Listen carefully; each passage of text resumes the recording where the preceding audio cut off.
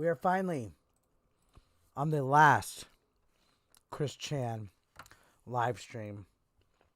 What a goddamn fucking journey was it, right?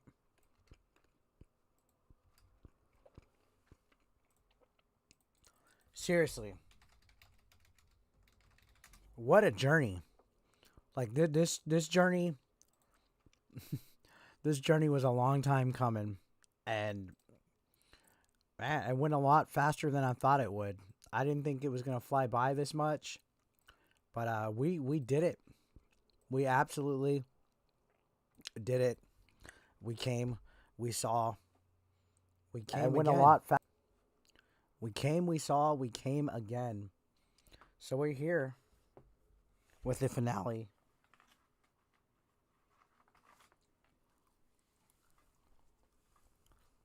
A couple months in the making, guys.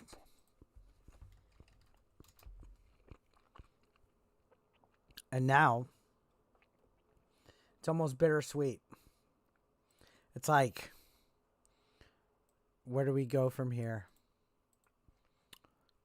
Until there's a new one. Until there's a new episode. What's up, Michael? What's up, Tommy? What's up? What's up, both Michaels? What's up, Tommy? What's up, VJC? We're in the home stretch now. The finale, the last 5 episodes. It's coming, Tommy. It's coming. It's coming. You guys ready? Smash the like. What's up, Joji? We got... Let's get them likes up and let's go ahead and get started.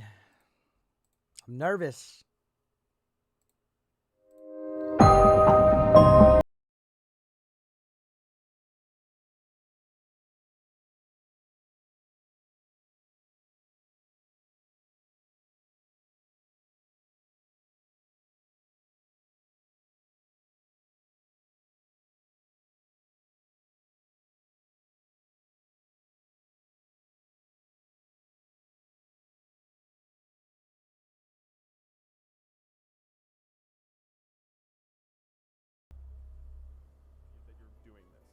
On May 15th, 2019, YouTuber Nick Robinson uploaded a video in which he discusses Pappy Van Poodle, a character from the Nintendo 3DS game Rusty's Real Deal Baseball, about whom next to no information existed and was difficult to encounter.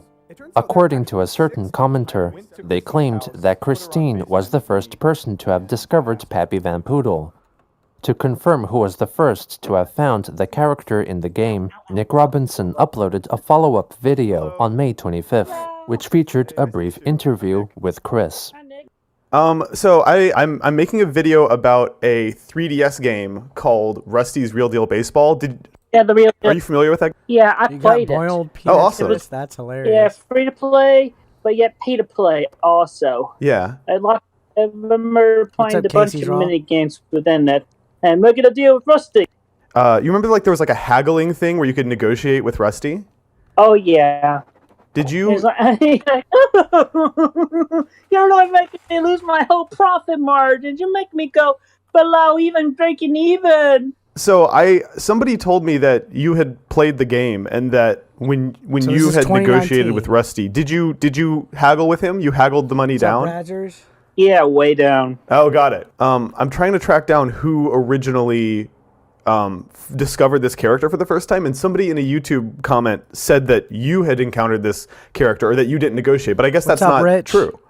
Yeah, not quite. Sorry. It's okay. What are your like main memories of Rusty's Real Deal Baseball?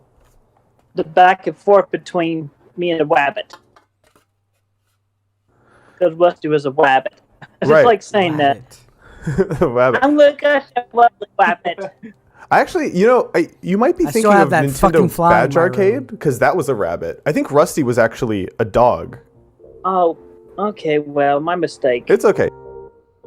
At around the same time, Chris's debt repayment case with Midland funding was updated to a garnishment The grand case, finale, meaning yeah, that if Alejandro. ruled in favor of the debt collectors, it would be required by the court to pay back the debt by forcibly taking funds available to Chris.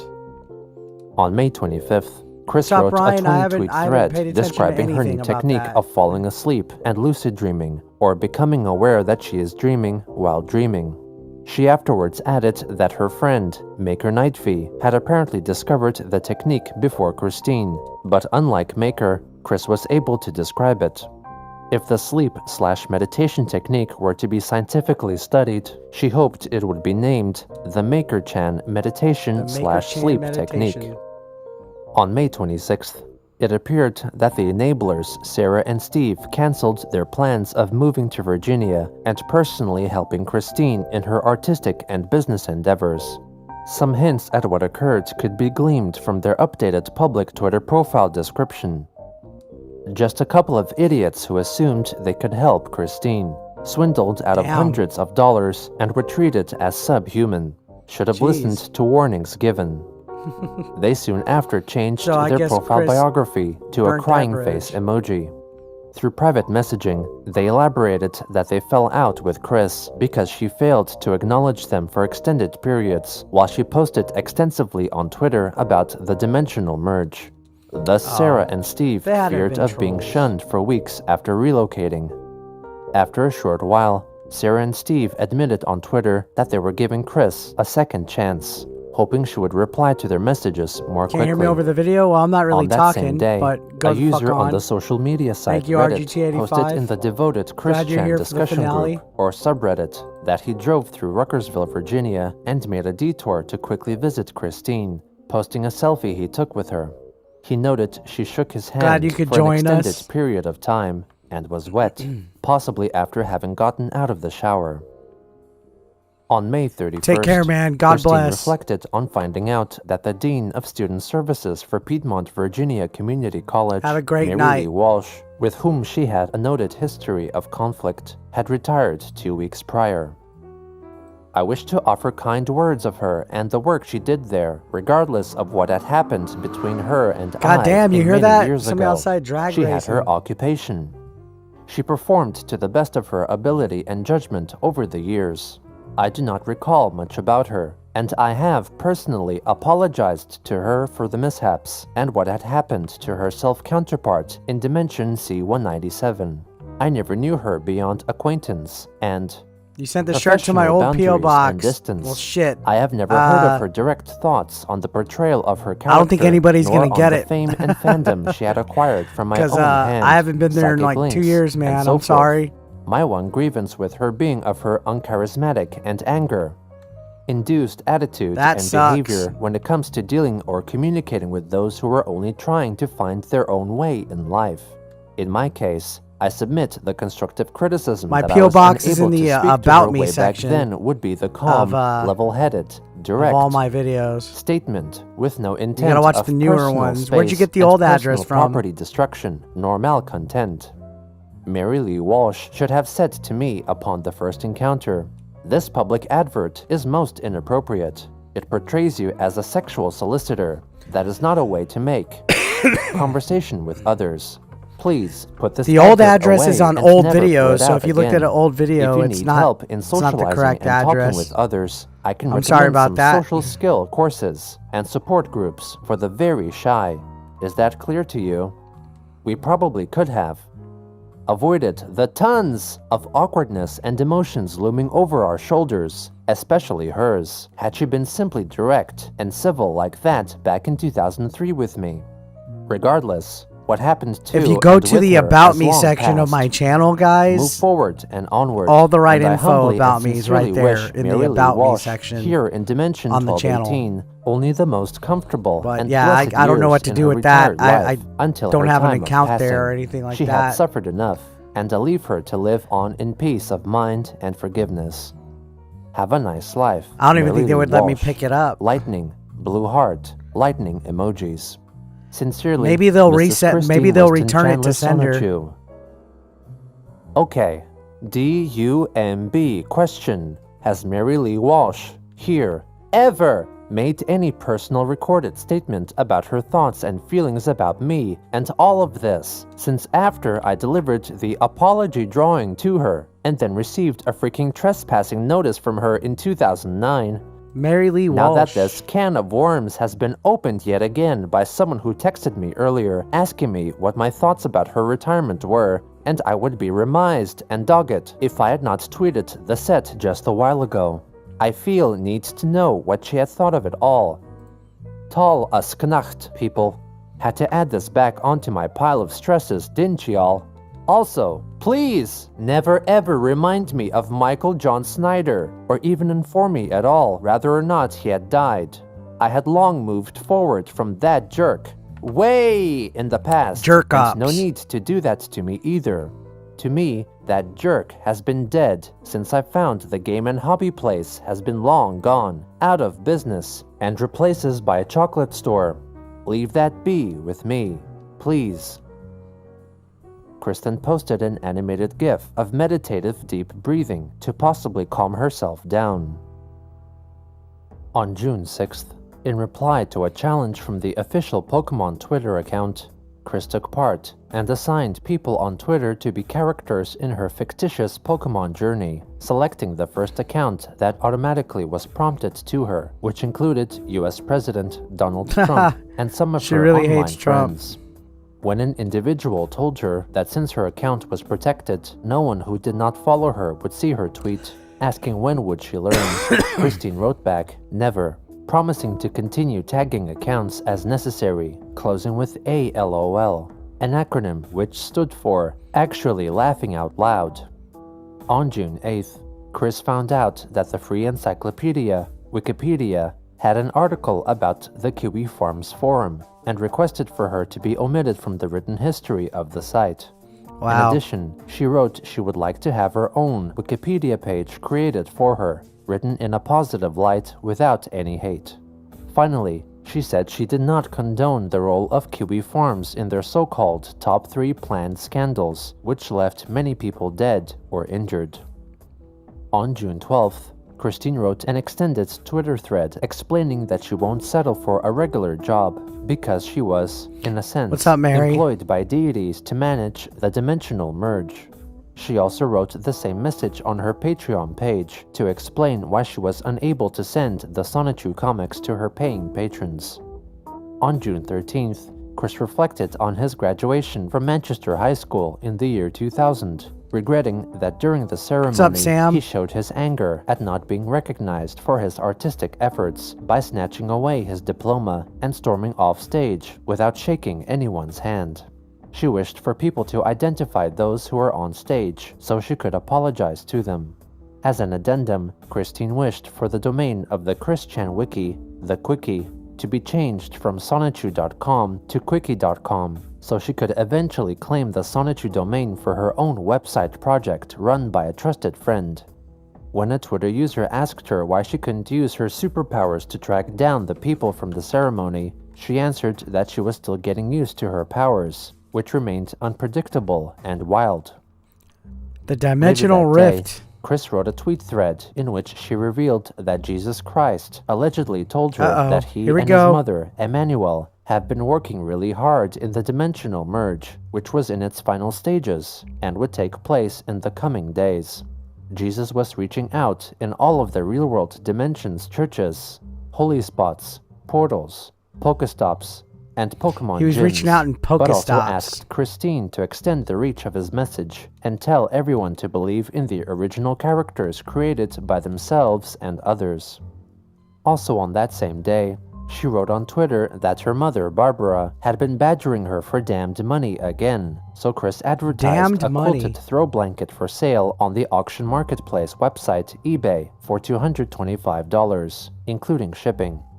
In addition, Christine made a YouTube video addressing troublesome mail she had been receiving, which was jokingly addressed to major YouTuber PewDiePie. She claimed in the video title that PewDiePie did not live at her address, and Oh, they're instead still doing lived that? in Sweden. Though born in Sweden, PewDiePie, in actuality, lived in the United Kingdom. Hello everybody, Christine Chandler coming to you live from home once again, and today I'm setting something straight. every so often, and this ticks me off because not only does the actual person does not get the mail, but to forward it is impossible for me because I don't have his address and he lives in Sweden. Felix Arvid Kjellberg, also known as B-E-W-D Pie, does not live here at Rockersville, Virginia 22968. And I never, ever want to see another piece of mail addressed to him sent to me here. And PewDiePie, please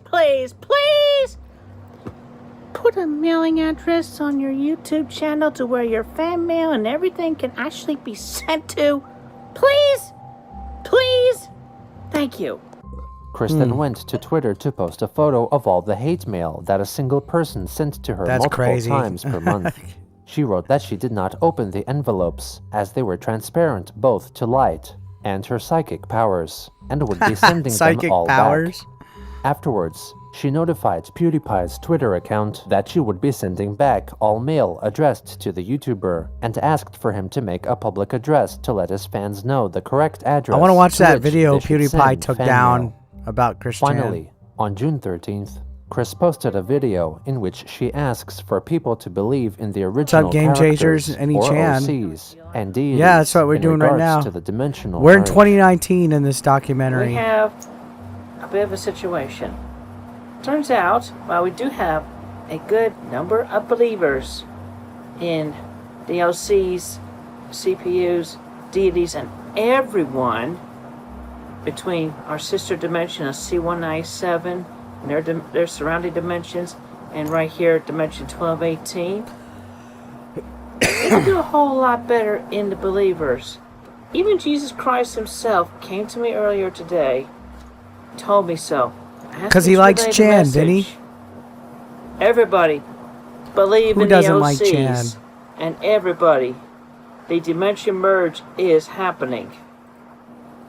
And we could definitely make the dimension merge happen a whole lot faster and over with. Definitely for the better benefit of everybody. Everybody! Other than fucking his mom, Chan's pretty cool. Nah, within I'm both our joking. dimensions and the combined Any Chan? dimensions. Just give them a thought. Give your OCs a thought. Any of them. It is a funny way of asking, isn't it? Your creations, someone else's creations, so forth. Sonichu wrote you. The CPUs, anime characters. You're bracing yourself for and the Magic worst Chan. of If you it. can see You're him not right now, wrong. he's literally sitting right here.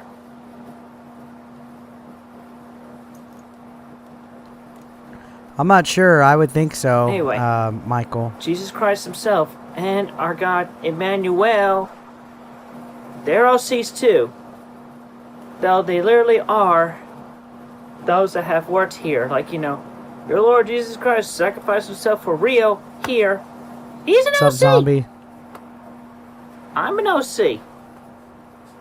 If anything, between you and yourself counterparts, every one of you is an OC as well. So, Give me a if second. anything, you believe in everyone else, you believe in yourselves as well. Alright? And more importantly, don't hate. Alright? We don't need any more haterade, especially freaking cyberboys and bad internet trolls. But aside from that, believe in the OCs. Believe in your OCs. Believe in yourself as an OC. Believe in Jesus Christ, Emmanuel. Jesus is an by the OC. way, God is a woman. And I have personally met them face to face. And if you don't believe me in that, I've literally touched Jesus' hands. You I touched cry every Jesus' time hands. I feel that scar in his hand. Cross when he did that, but still. Anyway, as a guy as myself, I am unable to worship Jesus or any of the other deities, but I am friends Jesus and all the other deities, Christian, including something CPUs. else? So the least I could do is support them and be a friend. That's what I do to the best of my abilities. Everywhere. My soul, my brain, my body. Literally working round the clock. Everywhere. There goes the... And I'm flying by to see my high-pitched- pants by each thing that comes in, so I can relay it out to you via my Twitter or whatever. But in the meantime, believe in all of us OCs and everything, and the dimension merge. It's happening. We're approaching our end game, and we are destined and fated to win.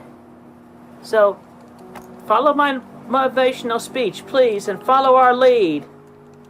We will complete this merge. We will all be existent and coexistent with each other. And we will be able to hang out fully with our own creations. I'm very serious about that. It's happening. What's up, it's Steven? happening. You woke up just in time from a Believe. nap. Thank you. Have a good day. On June 14th, Chris listed the complete set of Sonichu comic books for sale on eBay in a single want that. $170 bundle. The bundle I also need the included bundle. the Chris Chan prequel comic by Brian Frogboy and Rose Chu's story, which apart from the Chris penned front cover, was entirely written and illustrated by QB Farms user Tricky. Christine further wrote on Twitter that all orders would be directly shipped from the book printing company, and so would not include any custom orders or autographs. She realized that the rewards she listed on Patreon, such as custom book orders and autographing and shipping them herself, cost her extra time and money, which she could not handle. What, the because of her dimensional dedication to the merge is the dimensional Milky Way and merge. Andromeda galaxies The next merging? day, Chris's knows, avid man? follower, Jacob Sockness, received the blanket, which he purchased Could from be. her eBay account. He proceeded to announce that he asked a hypothetical mirror who was the sexiest artist, and it allegedly replied that it was Sockness. The tweet also at that included picture, 4 photos Jesus of Christ. Jacob laying on the blanket and posing seductively in an array of revealing clothing. On June 16th, she dedicated the year's Father's Day to her father, Bob Chandler, posting on Twitter a photo of a newspaper clipping of her dad being celebrated for his contributions to General Electric. Chris celebrated his patents and achievements, which apparently directly led to many technological advancements, such as three-dimensional printing. She reflected that Bob told her to live her life to the best, and that he was currently a very intelligent man / Sonichu, who after the dimensional merge would be able to hug Chris's mother Barbara once more. Christine shared a picture she drew of Chris Chan Sonichu with her father in Sonichu form, Robert Chu, reflecting Robert that since Chu. that drawing, her father had allegedly changed his fur color from plaid to almost all red, because it was hard for her to color a plaid pattern. It was at around this What's up, time NES that Wizard? Chris's eBay account was restricted and all her listings were removed, likely due to her overall positivity rating of 85%, an exceptionally low figure for the site. On June 17th, she tweeted asking her followers if they also felt like it was the same day for a number of consecutive days, or when a day has passed, The Mandela though it effect. felt like a whole week. On June 19th, Christine finally acknowledged that her eBay account had been restricted and that her PayPal account was in debt. She stated that every direct $170 donation to her PayPal account would function as payment for the Sonichu Comics bundle and will order the set of books for the donators. Sam Jacob Taylor Sockness says Chris did Chan's not such a gay entertain story. the idea of using the I would financial so write company my to piece. purchase the You comics, should write a for thesis he about did not him. trust Chris to fulfill orders on the count of her failings with Patreon. Not long after her announcement, someone presumably donated the aforementioned amount, bringing her PayPal account out of debt, and notified the unknown buyer that their book order would soon be shipped out after printing. When someone accused Christine of setting the $170 price to allow for herself $100 for shipping and profits, she clarified that printing cost $110, $30 for 3-day shipping, and the remaining $30 for her personal profit. Also on June 19th, Chris and her mother attended their scheduled court hearing in regards to 2 cases of debt owed to Portfolio Recovery Associates. QB Farms user Sigay Spurgnik personally attended the hearing and later on gave an account of what they witnessed. 11:03 a.m. Chris and Barb arrive. More accurately, I hear Chris sighing, squealing, and whining as he sets off the metal detector at the main door of the court repeatedly. They come into the courtroom and sit down in relative quiet. 11:05 a.m. Chris starts playing with a fidget spinner. 11:07 a.m. Chris starts making ridiculous noises, raspberries, light shrieks, grunts, etc. Barb shushes him. Chris replies to her discipline with, "We're taking a break so I can make a little noise if I want." This was delivered in the tone of voice of a smug yet pouting 6-year-old. 11:12 a.m. Chris starts making whoop whoop noises and singing a childish tune that largely consists of him going la la la la la in yet another 6-year-old's tone of voice. Strangely enough, the first time I ever encountered him in public, late last February/early March, he was singing something virtually identical as he was walking down the street. The fidget spinner is still going.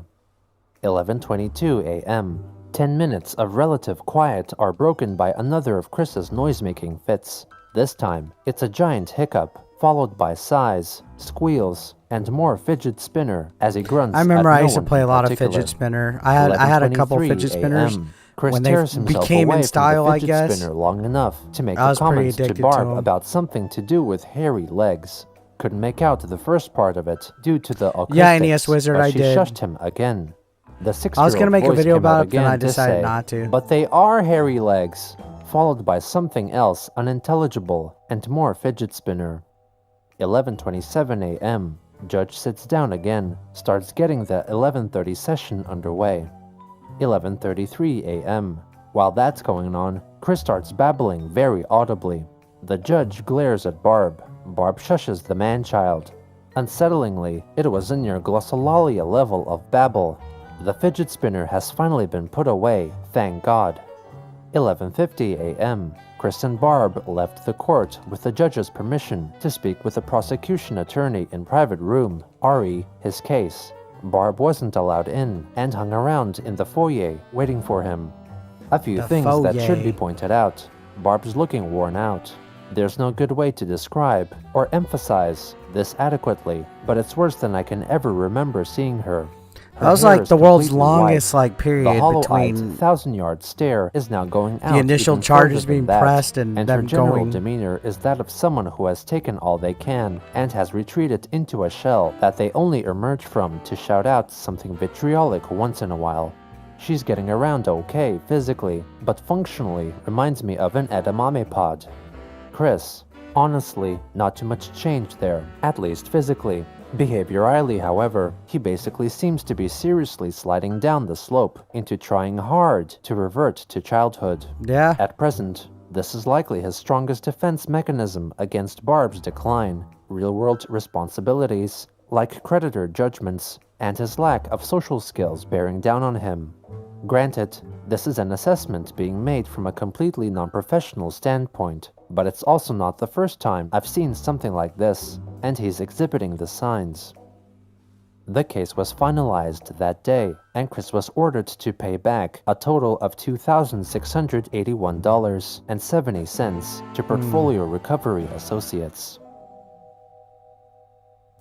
On June 23rd, Christine wrote a tweet thread reflecting on the Sonichu comic that was heavily influenced by the idea guys Joshua Wise and Stephen Boyd.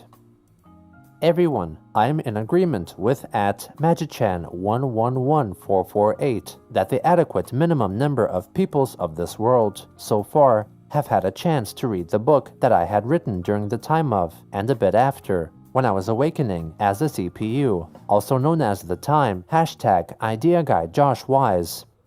Totally tried to screw and mess up C197, the other CPUs, themselves, everyone else, and me from October 2017 to April 2018. For now, for those of everyone who have yet to read it, I leave the highlights of the book I ended up drawing and writing of the true events that all literally and actually took place during that time, and the negative effects of hashtag idea guy Josh Wise and his OC hashtag Johnson Wiles put us all through. It is likely that during that time, simultaneously, here in 1218, other people and individuals have felt some of the side effects along with us, so please feel free to share your respective stories. And if y'all would like the full printed copy of the book, it is free with purchase of the other Sonichu books in the set at this time. And the direct way to get the set quick for yourself is to send to me no less than $170 directly via PayPal. After receiving the monies, and be sure to include your address when sending the funds, I shall swiftly order the books and have them shipped to you directly from my printing company. My personal takeaway from the book is that I, personally, feel better keeping the back of the book facing forward because I like and appreciate how it completed and came full circle.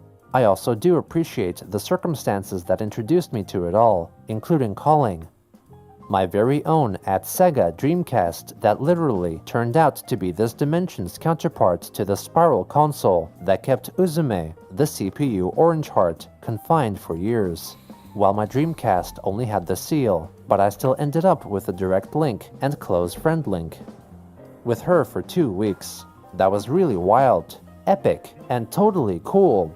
Hashtag idea guy Josh Wiles shall pay for his crimes of extortion from me, and then some, because his damage was dimensions damaging that only I had the ability to undo, with the help in being guided to do so by at Magichan111448 and her friends and allies who are mildly to not Dreamcast? I didn't get one by the until effects of the month's worth of, well, probably the worst I would parts say of it, to say the least. 2012. That is all for now. Thank you all for your or so. support, interest, and sincere kindness. Alongside her tweets, she shared a selection of preview pages from the Awakening of a CPU comic.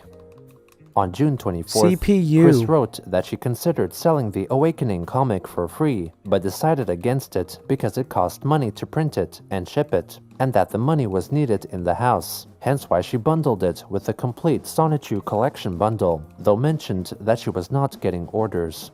She wrote she would autograph one Sonichu comic per person at the upcoming My Little Pony convention, BronyCon, limiting fans to only one book, since she wanted time to enjoy the convention herself. On June You love 25th, Dreamcast, you wish you Chris never sold made it her back in the restricted day. Twitter account I didn't public, get one until meaning just it a was few from years then back, on and visible even to then everyone. I don't have that many The games for next it. day, she liked a tweet about being kind to one another from illustrator and voiceover artist Doopy Doover, who had years before blocked Chris due to her overbearing attachment to the artist. Later on, Christine wrote on Twitter that since many things were going on, she was apparently feeling the psychic brunt force of it, which included chest tightening and other feelings. She asked her followers to say a prayer for her. She then went to her Magichan Sonichu Twitter account to write under the guise of being her alleged husband that Christine recently had a heart attack in relation to events happening between dimensions, and so asked followers to pray to and for her. The alleged Magichan soon after wrote that Christine apparently went to the emergency room of a hospital after the attacks and has since stabilized, though the chest tightening continued intermittently. She was taking medicine in the form of aspirin and Tylenol and was resting in bed as her alleged spouses Mewtwo and Magichan himself looked after her. Later that day, Chris added a YouTube video to a custom playlist, a 5-hour-long video featuring binaural beats, or special sound frequencies, advertised to invoke lucid dreaming in the listeners. Later again, she uploaded the uncolored front cover and the first 8 uncolored pages of her proposed Sonichu issue 14 comic, also known as Awakening of a CPU Book 2. Among the new pages, she mentions that she allegedly suffered 3 heart attacks in a single minute, before writing further about her hopes for the expeditious completion of the I didn't play Sonic Merge. Adventures until Chris wrote that her uncontrollable, long, the GameCube loud belches and frequent moments of the deja GameCube vu version were signs that the merge was still progressing. On June 27th, Christine uploaded a Twitter video in which she balances a My Little Pony USB flash drive on her fingers until it wavers and falls to the ground, believing this is the result of her psychic powers. The following day, Chris updated her Patreon with new pages for Sonichu issues 14 and 15. The vast majority of pages were only visible to patrons paying at least a certain amount, though a few individuals, like Kiwi Farms user Sturbanchu, became patrons in order to leak the new pages to the interested public. Chris also added 9 new monthly Patreon payment levels, or quote-unquote tiers, which incrementally increased in single dollar amounts ranging from $1 up to $9. The so-called tiers did not offer any additional perks, except for thoughts of thanks from Chris. Some observers speculated that for Sonichu issue 15, which would function as a reboot for the series going back to the origins of Sonichu and Rosechu, she was plagiarizing from the fan comic Rosechu's Story by Tricky. On Twitter, Christine defended the similarities between the comics by claiming that she and Tricky had discussed years ago that it would be fine for Chris to reference Rosechu's story in her own comics, and that since Sonichu and Rosechu were mainly her property, Where's all the readers and gross trolls cringe had no shit? rhyme I don't or want to know reason about shit all on this her. fucking Tricky herself other weird later stuff. I want confirmed Chris Chan on to be Twitter that cringy Christine and had trolly. her permission to use as much or as little of her comic for reference as she liked, as long as she did not use Tricky's artwork. However, when comparing new Sonichu pages, readers believed that Chris was likely tracing over Tricky's original panels, though Tricky herself did not think this was the case. On June 30th, Chris asked on Twitter if anyone, preferably famed lucid dreamers, could help her regain her abilities to lucid dream, which she had lost over the past week. She then shared an article I from agree, the Billy. NBC News network describing scientists entertaining the possibility of a parallel universe and claimed this was evidence of the There's definitely dimensional parallel merge. universes. Chris by the also way. attached 2 uncolored pages from Sonichu issue Just 14, when one they of were which claiming they can describes access them the and stuff. conclusion of her Nah, nobody supposed heart can. attack episode. She wrote that on June 28th, she went to the doctor to discuss her possible heart attacks, which the doctor determined was a gastro-related problem, and recommended that she take the antacids Tums when necessary. Chris also claims to have wowed the doctor with her psychic powers. Based on the illustration on the page, it appears that she demonstrated the so-called rubber pencil trick for the doctor by holding a pencil on one end and shaking it up and down, creating The an rubber illusion pencil. of a bendy I see that when pencil, I was a which kid. rendered the doctor speechless. She further elaborated that she had a goddess-level quest to complete in the Dreamverse that required her to be in a deep sleep, dreaming level. When a Twitter user asked her if she would consider therapy, Christine answered, "Been there, done that. Therapy is beneath the high level this is, and I have been to plenty of therapy and psychologist sessions before. They lack the sufficient knowledge that is beyond what was printed in their textbooks." On July 1st, Chris posted another video on Twitter of her demonstrating her supposed psychic powers, in which she balances a large There you go, amethyst psychic stone powers. in her hand and slowly turns her wrist until it falls down, writing that her powers were growing since amethyst has weight, unlike the plastic USB stick. What? I don't get how that The proves following psychic day, powers. Jacob Sockness walked in the San Francisco Pride Parade, wearing a shirt reminiscent of Chris's The Classic, a replica Sonichu medallion, and also the shoes he The bought from Classic. her on eBay. Also on that day, the debt garnishment case with Midland Funding was closed, ruling in favor of Christine, meaning that her funds would not be taken to pay back her debts. She afterwards went to Twitter to express her enthusiasm at the announcement of a soon-to-be-released remake of the vintage computer Commodore 64, hoping it would include floppy disk and cassette tape drives, since she still possessed games made for the computer in their original state. Chris then posted a photo of her collection of Commodore 64 games and programs. On July 3rd, the Sonichu official merchandise Twitter account posted a photo of Christian in the early 2000s, posing in his classic shirt, along with one of Jacob Sockness, imitating his pose in a similar outfit, asking readers who wore the outfit better. Christine questioned whether Sockness's shirt was originally produced by Ralph Lauren, like hers was. Chris later suggested that Jacob should lose some weight in his belly, and that his suggestive profile banner was unsettling for her.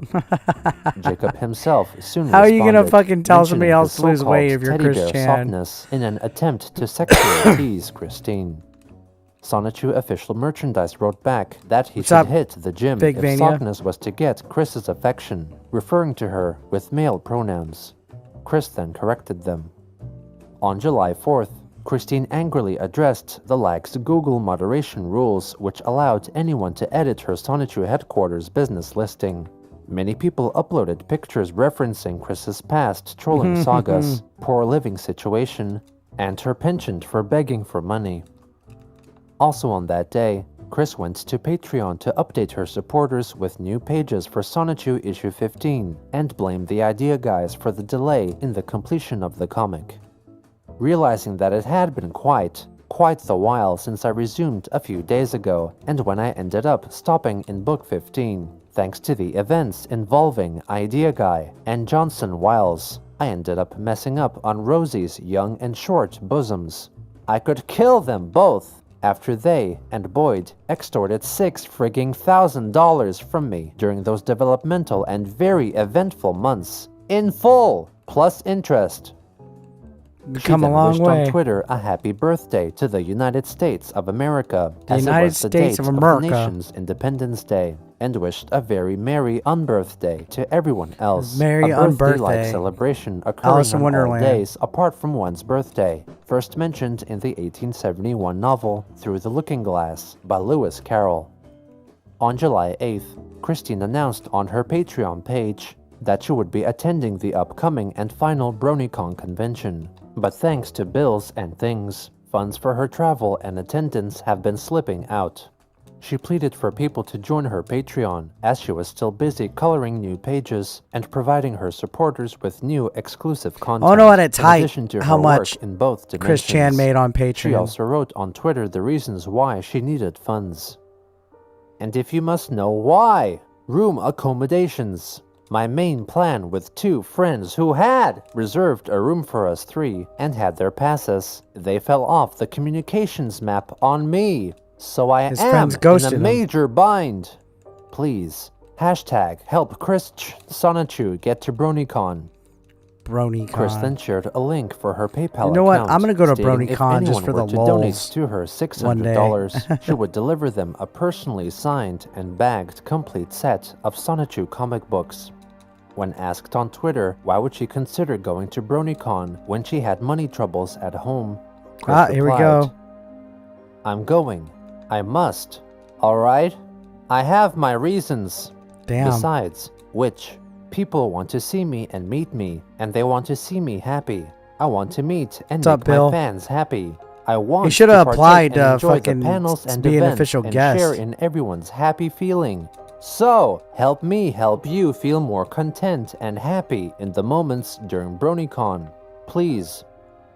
As BronyCon soon approached, Christine clamored for any hope of recapturing the perceived love and acceptance she felt during the previous convention. I wonder what my For her, brony it was an escape from a world of bullying, character would demands, look like. responsibilities, and accountability, to a small part of the world where she would have freedom and not be judged and ridiculed.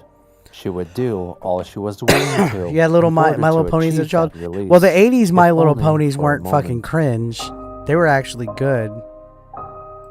Alright, part 71. We're in the final stretch, ladies and gentlemen. Can we get them likes up? We're at 23 likes. We got 30 people watching. Can we get 30? 30 likes at least? Come on. Put some respect on my name. Let's go to part 72. Here we go. I hope this one has some fucked up shit on it.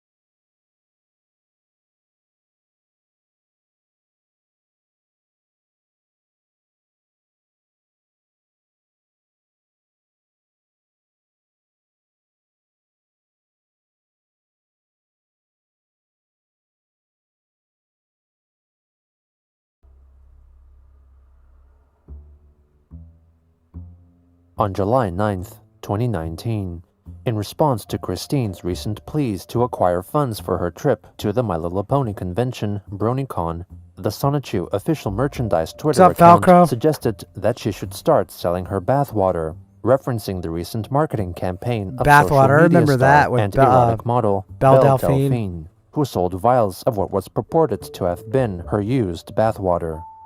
Chris rejected the idea because she was not perverted and did not find buying used underwear appealing either. In addition, she could not sell bathwater since she took showers instead. That's funny. After a short while, according to leaked private messages, Chris seemingly reconsidered and directly messaged the Trollsome merchandise account, asking if they would be willing to sell jars of her bathwater on her behalf, since she could not use her restricted eBay account. They declined her offer. On the social site Reddit, her devout follower, Jacob Sockness, revealed that the Sonichu merchandise account had falsely told Chris that he was interested in buying her bathwater, which Jacob at the time had no financial means of purchasing. He elaborated that it was instead necessary for Chris to send him some custom-made holy water infused with her own juices, which Sockness would use in his magic rituals. Upon believing that Sockness was interested in financially helping her, Chris finally followed his Twitter account. On July 10th, Christine declared that if 10 She's people hot. were to buy Who, her complete Chris Chan? Sonichu comic book sets at $170 each within the next day, she would definitely be able to afford the accommodations during her BronyCon stay in Baltimore, Maryland. She then went to her alternative Magichan Twitter account and posed as her supposed husband, Magichan, writing that Christine knew more about the dimensional merge than any troll who criticized her, and boasted about her growing powers of moving objects with her mind. Also on that day, Chris updated her Patreon supporters with altered pages from her Sonichu issue 8 comic, mostly changing the birthdays of the Sonichus and Rosechus to match with the information that was dictated to her by the idea guys. On July 11th, Chris posted on Twitter 2 photos from 1993 that her mother Barbara had found. One of Christian with his father Bob accepting the letter which awarded him a $1,000 shopping spree at the KB Toys toy store after winning a competition from the Sonic the Hedgehog cartoon, and another of Barbara taken at around the same time. On July 14th, Jacob Sockness tweeted, with Christine's approval, that he decided to create an eBay account on her behalf and would use his closet as a storage warehouse for all of her products and sell them on the auction site, splitting profits 20/80 in Chris's favor. When members of the Kiwi Farms suggested that Jacob would simply use unsold items for his own personal gain, he denied this claim on Twitter, calling Christine a true friend. Not long after, Sockness started a campaign on the fundraising site GoFundMe, aiming to raise $300 to kickstart the necessary funding for the purchases of Dearest boxes Abby, needed what is to up? contain Chris's sold items. Chris Chan merch. On that same day, I should Chris buy some announced Chris Chan that she merch. received a generous donation from a fan and was able to book a room for the weekend she would spend at the convention. The next day, the Sonichu official merchandise Twitter account foolishly claimed that they would have a merchandise booth at BronyCon where they would sell Sonichu merchandise. Man, and if they give had 100% Sonichu merch of the proceeds at to the BronyCon, Organization they would for have Autism Research. They would have sold out. On July 16th, Jacob Sockness revealed that he was in the process of crafting a golem, or a living entity made of inanimate substance, that would be brought to life via a 9-day sex ritual from the most evil book in his possession, which required semen.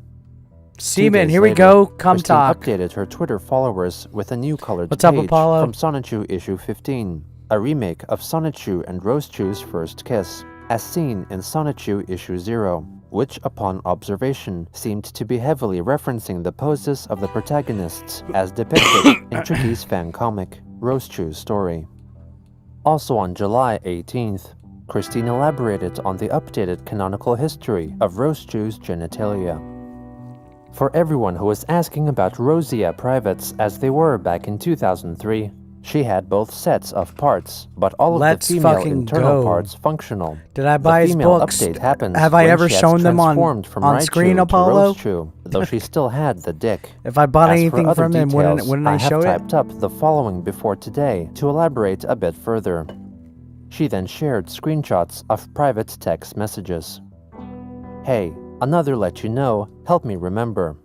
Rosie kept her penis until early 2008. During 07, she found her dick beginning to become unnecessary and functional, so she decided to schedule to have it removed by Dr. Silvestrichu, one of the special Sonichus who is a very well-practiced, read, educated, certified, and qualified professional in as many medical fields If I was possible. watching Chris 2 Chan days the last before her 2 months birthday and I in had 2008, any allow a Chris day Chan for merch, initial I would have already recovery, showed it by so now. she would enter her day anew as a full-fledged woman. This is an important detail to know because I've been updating Book 8, where in the early part of the book, they have sex on the night of November 3rd, 2007. Her dick had become more dormant beforehand, while still being existent Talking about inside cartoon her, character dicks. practically not coming out to play or becoming erect at all anymore. And, thus, her ability to photograph herself the following day in response to the trolls who were doing all that shit against me and my Sonichus and Rosechus and so forth. So, yeah, not even Jason Kendrick Howell was getting free cock when she pounced at him when she did after he flung a pickle at the back of her head. On July 22nd, the former enablers, Sarah and Steve, announced to Chris that they apologized for letting her down and hoped that the three could spend some time together in the future. They later on defended their previous actions, denying claims that they were quote-unquote fucking with Christine, and that they genuinely only wanted to help her and become friends. When asked, one of the pair answered that they lost their job, which put their proposed plans to move to Virginia and help Chris on pause, which upset Christine, in addition to their failure to respond to her messages, in a similar vein to how Chris had ignored Sarah and Steve before.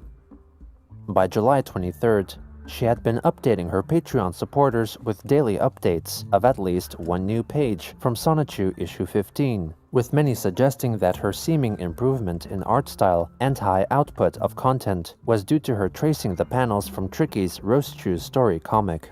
Chris denied the claims on Twitter. She admitted to using Tricky's art as reference for her own work and wrote that it helped her muscle memory greatly by copying the fan comics panels, helping her improve her own drawing capabilities. She commended Tricky's art style and that Chris's own dialogue-heavy comics were defensible since she had a ton of wisdom and thoughts to share. Tricky then addressed these claims on the Kiwi Farms, declaring that she knew for a fact that Chris was simply referencing her comic.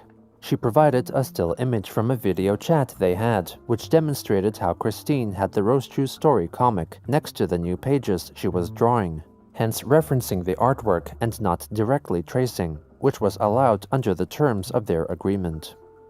On July 25th, why does Chris Chan wear gloves? Sockness revealed that Chris included the demon Jacoba, who he allegedly knew, in her Sonichu comic, depicting his death at the hooves of her pony characters, Mary Sue and Gary Stu. On that same day, Sockness wrote a vague tweet concerning a perilous quest, accompanied by 2 photographs of smoky apparitions caught in his apartment. Look at that, that's Chris creepy. Replied, hinting that the two communicated in length concerning Jacob's possessions at the hands of demons and extraterrestrial entities, and his knowledge of the Rokot alien civilization from the Andromeda Galaxy, taking Sockness's claims as truth and valuable research. Soon after, Jacob claimed to have shared a dream with Chris during a failed ritual, wherein he was with her in Quickville's mayoral office, along with Magi-chan. At around the same time, Sockness revealed that he was planning a several months visit to Chris's house sometime in early 2020, when they would perform the ritual which would complete the dimensional merger. Also on July 25th, the Sarah and Steven Twitter account asked observers what they should do to help Christine if they had the power to do so, positing that she would disown them if they were to question her beliefs, and indirectly asked Chris if she really would.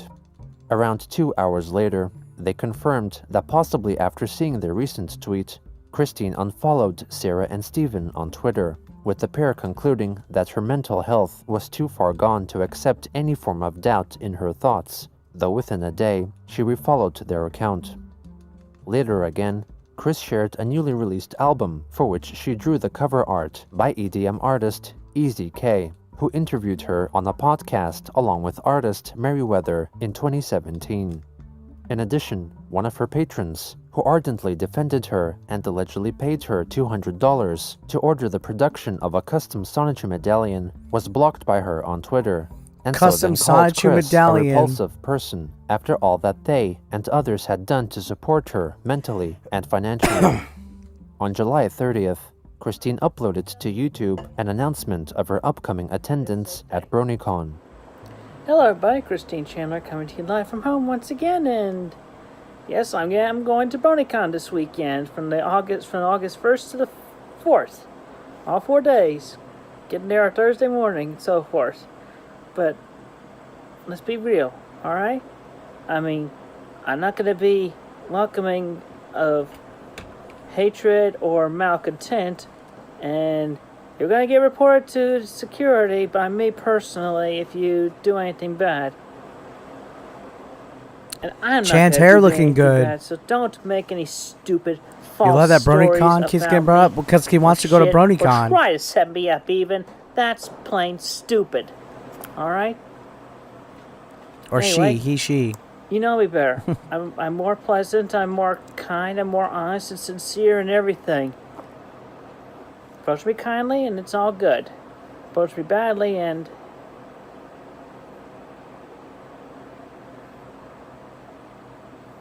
Big pause. Anyway. Hope to see all the good people at BronyCon. Be respectful, be kind, Could be a character Be on positive Bob's to each Burgers. other. You know, I've never seen any of Bob's Burgers. have a good, safe day. On August 1st, Chris declared on Twitter that she was currently driving to BronyCon, located in Baltimore, Maryland, some 140 miles from Merkersville, Virginia. She photographed herself wearing a handmade tiara made of wire in the shape of the Commodore computer logo to signify her supposed significance as the goddess-like console patron unit of the Commodore consoles. Soon after, she tweeted again to say that she had Christian arrived should at be the in South convention Park. center. From the very start of the day, she was That'd be greeted by many interesting. people who identified themselves as her fans and asked to take selfies with her. For that day, she dressed up in costume go. or cosplayed as Chris, also known as Crystal, the playable character from the game Pokemon Crystal. Hi, Jacob. This is Christine Chandler coming to you live from BronyCon. Here's to you being a good fan of mine. Cheers with a whole mug of sarsaparilla. Also during the Sarsaparilla. first day of the convention, she met with webcomic artist and YouTuber Ben Saint, who in 2016 made a popular video in the form of an educational lecture on the storyline of the Sonichu comic book series. Oh, I need to check On the that morning out. of August 2nd, Chris posted a photo of her hotel room and commented on her positive experiences of the first day of BronyCon, which included meeting with many kind fans and internet celebrities.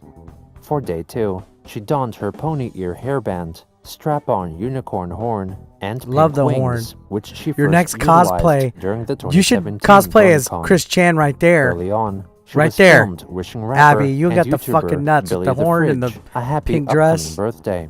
The video was later included in a special YouTube compilation video to celebrate the rapper's birthday. Hi, Billy. This is Christine Chandler coming to you live from BronyCon.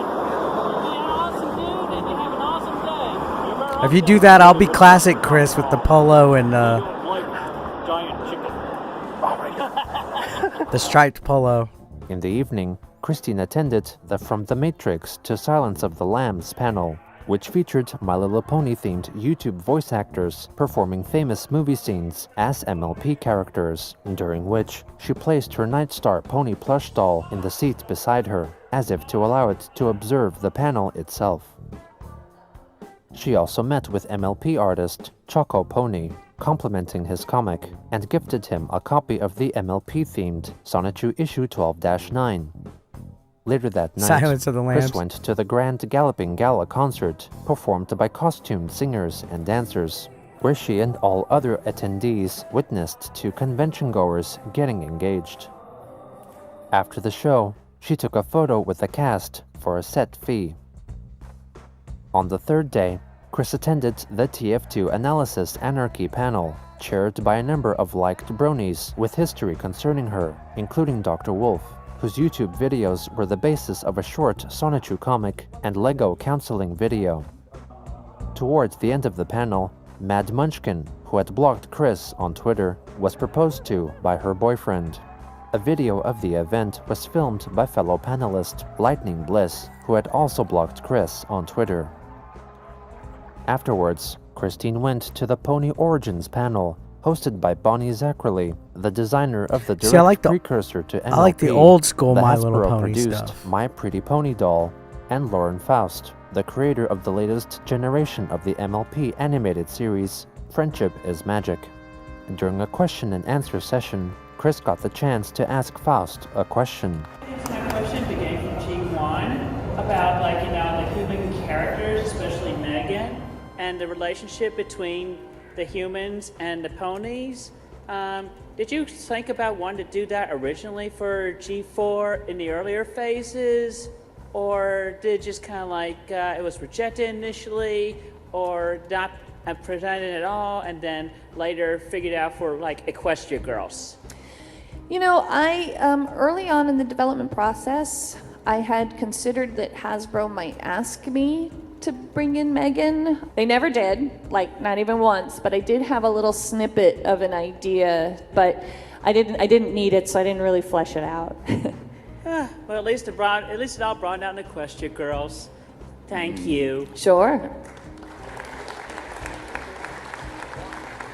Chris afterwards gave to Faust a copy of Sonichu issue 12-9. She then met and photographed with Princess Celestia voice actress Nicole Oliver. Christine soon posted the photo of the two on Twitter, and many people in the tweet's replies alerted the actress of Chris's past deviancy. Jesus Oliver Christ, quickly those are went to bad Twitter trolls. herself to deny support You can't or even take a involvement fucking in any photo with disrespectful anybody. behavior. It was likely during this time that Christine was exposed to the fan-made trading card game Twilight Sparkle's secret shipfic folder, influenced by the internet-fueled concept of shipping, or imagining hypothetical relationships between fictional characters, and pondered creating custom Sonichu-themed cards for it. On the night of Day 3, Chris attended Bronypalooza, a concert featuring musicians from the MLP community. She took pictures of her Nightstar plush doll, seemingly enjoying the show. On August 4th, a couple of convention-goers joined Christine in her car and drove together to a burger restaurant for lunch, where she talked about the dimensional merge and a new supposedly magical crystal she acquired, and showed off the binder filled with hand-drawn Sonichu comic book pages. On the drive back to the convention center, Chris played the mobile game Pokemon Go on both of her phones simultaneously while stopped at traffic lights. Upon the conclusion of the convention, she reflected on Twitter that she may have been recognized and approached by around 200 individuals, and thanked them all for allowing her to see sincere kindness and appreciation from everyone. Later on, she retweeted a post commanding fans of the My Little Pony Friendship is Magic TV show who would still continue to love it even after it concludes upon the completion of the current 9th season. Christine though added that the animated series would not end until season 14, as was apparently told to her by the actual characters of the show. She soon after shared photos of her purchases, which included autographs from many creators and actors present. Some Kiwi Farms members suggested that Chris spent over $1,000 during her stay at BronyCon. But yet he needs money for the Chris house. wrote a multiple tweet thread regarding her difficult day. What's Okay, up, RWK? the following I will only say and type one time, so listen up, everyone. I had a rough outing today, and on the way home, after starting the van, I'm whammed in the face with a sulfuric odor. Ugh. Silvana and I confirmed that there is now something wrong with the air conditioner, so we will have it checked at the local auto repair soon. Also, while Mozzarella hardly any stick. noticeable damage has occurred, I hit the bumper of a parked truck in a parking lot while I was thinking about the next stop in our set of errands. I promised my mother pizza, so rather than risk my life with the van, I go onto my Papa John's app and order a pizza. Guess what happens? 20 Papa minutes bless. later, no delivery, and the tracker confirmed that the order was cancelled, and we had the cash to pay for it, so I try a second time. 5 minutes later, cancelled! Then on the third time, I used my debit card and put a note on there that it really was me. Mozzarella personally sticks are pretty making the good. I don't order, eat them and often, I gave but them my new phone number that time. They called me, and the I'm manager dead. of the local Papa John's, where the order was placed, he informed me that there was no way that they were going to come to this address to deliver ever again. Hangry, I felt like I needed to sort this out in person and face to face on the matter of principle. I start to head out, and what happens next? Albemarle County police car drives in. This was in response to the minor damage hit. There was no visible damage at all on the other vehicle, and yet this happens, making for whipped cream and cherry topper to the set of torture I have had to endure. I told the guy what happened, and my mother, being more calm than I was able to be at the time, we sorted it out, gave him our insurance info, and he went on his way. But I vented loud and proud, and after the Loud damn and unrequited proud. arrests and dogpilings I've had to also endure from Albemarle County Police, I kicked his car 5 times. I have always wanted to do damage back at them for years, and it finally happened, and it felt so karma level zen and good. But I digress. After the cop left, I made my way to Papa John's and told him about my day and being hangry. He showed me something Hangry. revolutionary. Page after page of calls and orders from people pretending to be my old phone number and my home address, and all of them voided. I risked my life in the van at this point going out now. But, do you all know what this means? This address has been food blacklisted because of you bored pranking trolls and haters. I can only imagine and theorize how far this goes. I'll even bet that no matter from who or where I order from, even if I paid personally and in full, no food will be delivered here ever again, even in times when I don't have an available vehicle at all, or even able to use at Uber, which, by the way, they suck. Their app sucks. It does not work for me. Sucks. You haters may laugh at yourselves May. now, but you all will be laughing out the other side of your face when fate, destiny, and karma smacks you hard and rough. Even possible, I'll have a tangible lightning bolt in my hand, and we'll see if you survive being paralyzed or worse. But, again, I digress. Despite what has happened, I actually feel like things are coming full circle. I feel successful. I feel like I was well heard and listened to. Oh, bonus! People saw Sylvana Rosechew and Crizel Rosechew fully visible and tangible by my side today. And the fact that we'll never ever receive any prank order pizzas here again. Yep, I feel successful.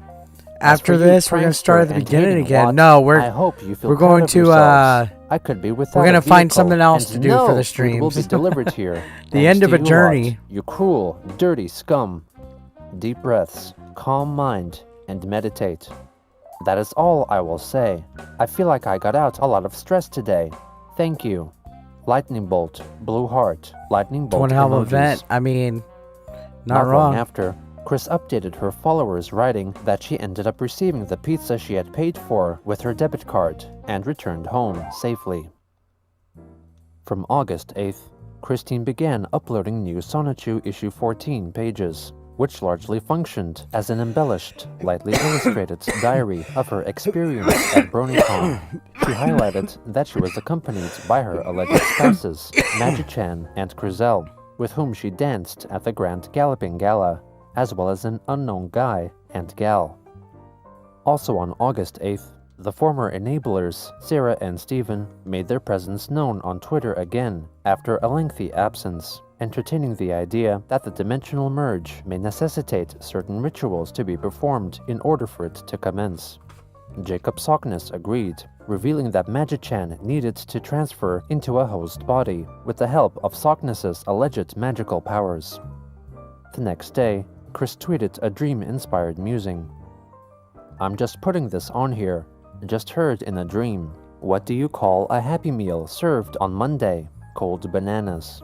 Cold bananas. On August 11th, Jacob closed his previous fundraising campaign and launched a new one with a $3,000 goal Craig? to support his trip to Christine's house, where they would complete the merge, canceling his previous eBay scheme for the moment. Jacob wrote in the description, I'm planning to visit Christine and need to fund the trip and actually have some fun over there. I have big plans for my BFF, Christine, and the dimensional merger. There will be some fur flying for sure, but let's hope not. I have dreamed of meeting my true idol of worship and finally be able to assist her at the peak of my occult power. Stockness also hinted that Sarah and Steve could also join him on his trip, a proposition to which they were open. Also on that day, Christine wrote in length on Twitter that Mine during Lord of the Fallen BronyCon, game? she supposedly I don't know. met with I haven't one looked Grizzly into it at all. Thematic, a member of the Brony Maybe. community I who don't was know. recently revealed to We'll have see. been a sexual predator preying on minors. She elaborated that he was cosplaying as a BronyCon security guard and identified himself to Chris as a big fan of hers. They took a photo together, even though she did have a bad feeling about Grizzly the Medic's demeanor. Further on, since Grizzly was 20 years old when he sexually conversed with a 14-year-old, Chris questioned the rightfulness of outlawing sexual relations between an 18-year-old Jeez. individual and someone under the legal age of adulthood. Now, I am not by any means standing up for or defending Grizzly, but think about it. You're in high school, senior year, you've just turned 18 years old, but before, then it was okay for you to date that hot 15-year-old Well, there's cheerleader a- or jock, as you had been doing for a few months beforehand. When you're in high school Now and stuff, she there's a slash he 3-year is super off thing in limits. Texas, I you turn believe. 18, regardless of If y'all gender were or gender together identity. before it. Everyone begins to see you as an adult. There are factual case points where mentally you are still a teenager, not yet fully into adulthood until 21, where that mindset is where everyone puts you at when you turned 18. I empathize the transition from going from dating most anybody within your classroom range. You just got the OG not Star Wars counting the Battlefront faculty, games on the Xbox. to where you may as well be I hadn't having played a those. difficult time finding your new sweetheart slash soulmate. I never got to date or experiment like that with anyone during my high school years. Hell, I still wish they'd offer a dating education class alongside sex ed, but that never crossed my mind. I was naive. But in this later age, I can empathize and compare with those I had witnessed from others around me back then in person, as well as what was heard of in televised media. It makes one feel like in these states there should be a grace period from after the day of turning 18, like wait until high school graduation before you would have to ditch that cheerleader or jock's phone number for good, or something. Pondering it further, the suppression that gets instilled upon us at the numbered age date, and those of us who missed out on being amongst the popular ones who honestly were able to brag about. I made out with Jeremy under the bleachers during the big game against Milwaukee. Or, Jessica and I enjoyed a Pepsi and a couple of chili dogs before hitting the showers by my room and making passion behind my lenient parents' backs. Essentially, missed opportunities! Doing things in efforts of fitting in and finding your place in the social hierarchy that was limited within the high school walls and zones, which all are super bogus to everyone. Feeling like you needed to have sex before turning 18, or some local talk crap like that, just to feel popular like the hip crowd there, or some Sigh. It's with the few people who feel so deeply missing out of these things from their respective pasts that they feel needlessly urged to make up for lost time by rocking the teenage cradle, or something. Rock Frustrating? the cradle of Yes, love. just frustrating to everyone. Again, I'm not standing up, defending, or even remotely condoning what these pedophiles have done. I'm just offering empathized perspectives that puts forth a few points on how they can come to be flawed in this way, also realizing and taking into account the possibility of local family history that might have scarred them for life, that hit them later on, and similar. These situations can be prevented to help these individuals find solace and ease into taking on their new age-restricted norm they are forced to endure upon turning 18. Because when you think about it, we all wish we got a chance to do what we wanted to before hitting the big 1-8. The age of consent system on that is not perfect. And now we have the responsibilities to catch these few people for the future of the communities and the kids. Also on August 11th, Christine posted 2 photos of herself and a new kitten that had entered her life, naming her Posse. She soon elaborated that the kitten wandered into the home from the leader of cats in their backyard while Chris's mother was washing the dogs. Some concerned individuals who knew of Chris's living situation and past deaths of her cats allegedly reported this latest development to the Madison Green Humane Society, a no-kill shelter for abandoned and homeless cats.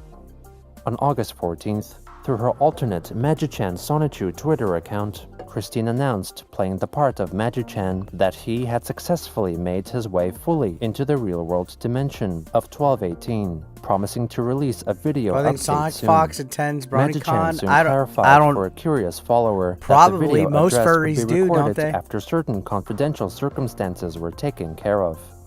The next day, when a Twitter user asked Christine what she did all day, Magi-chan replied on her behalf, stating that Chris took care of the household, went out as needed, and did a bunch of heavy lifting, in addition to her brain working between dimensions and worlds.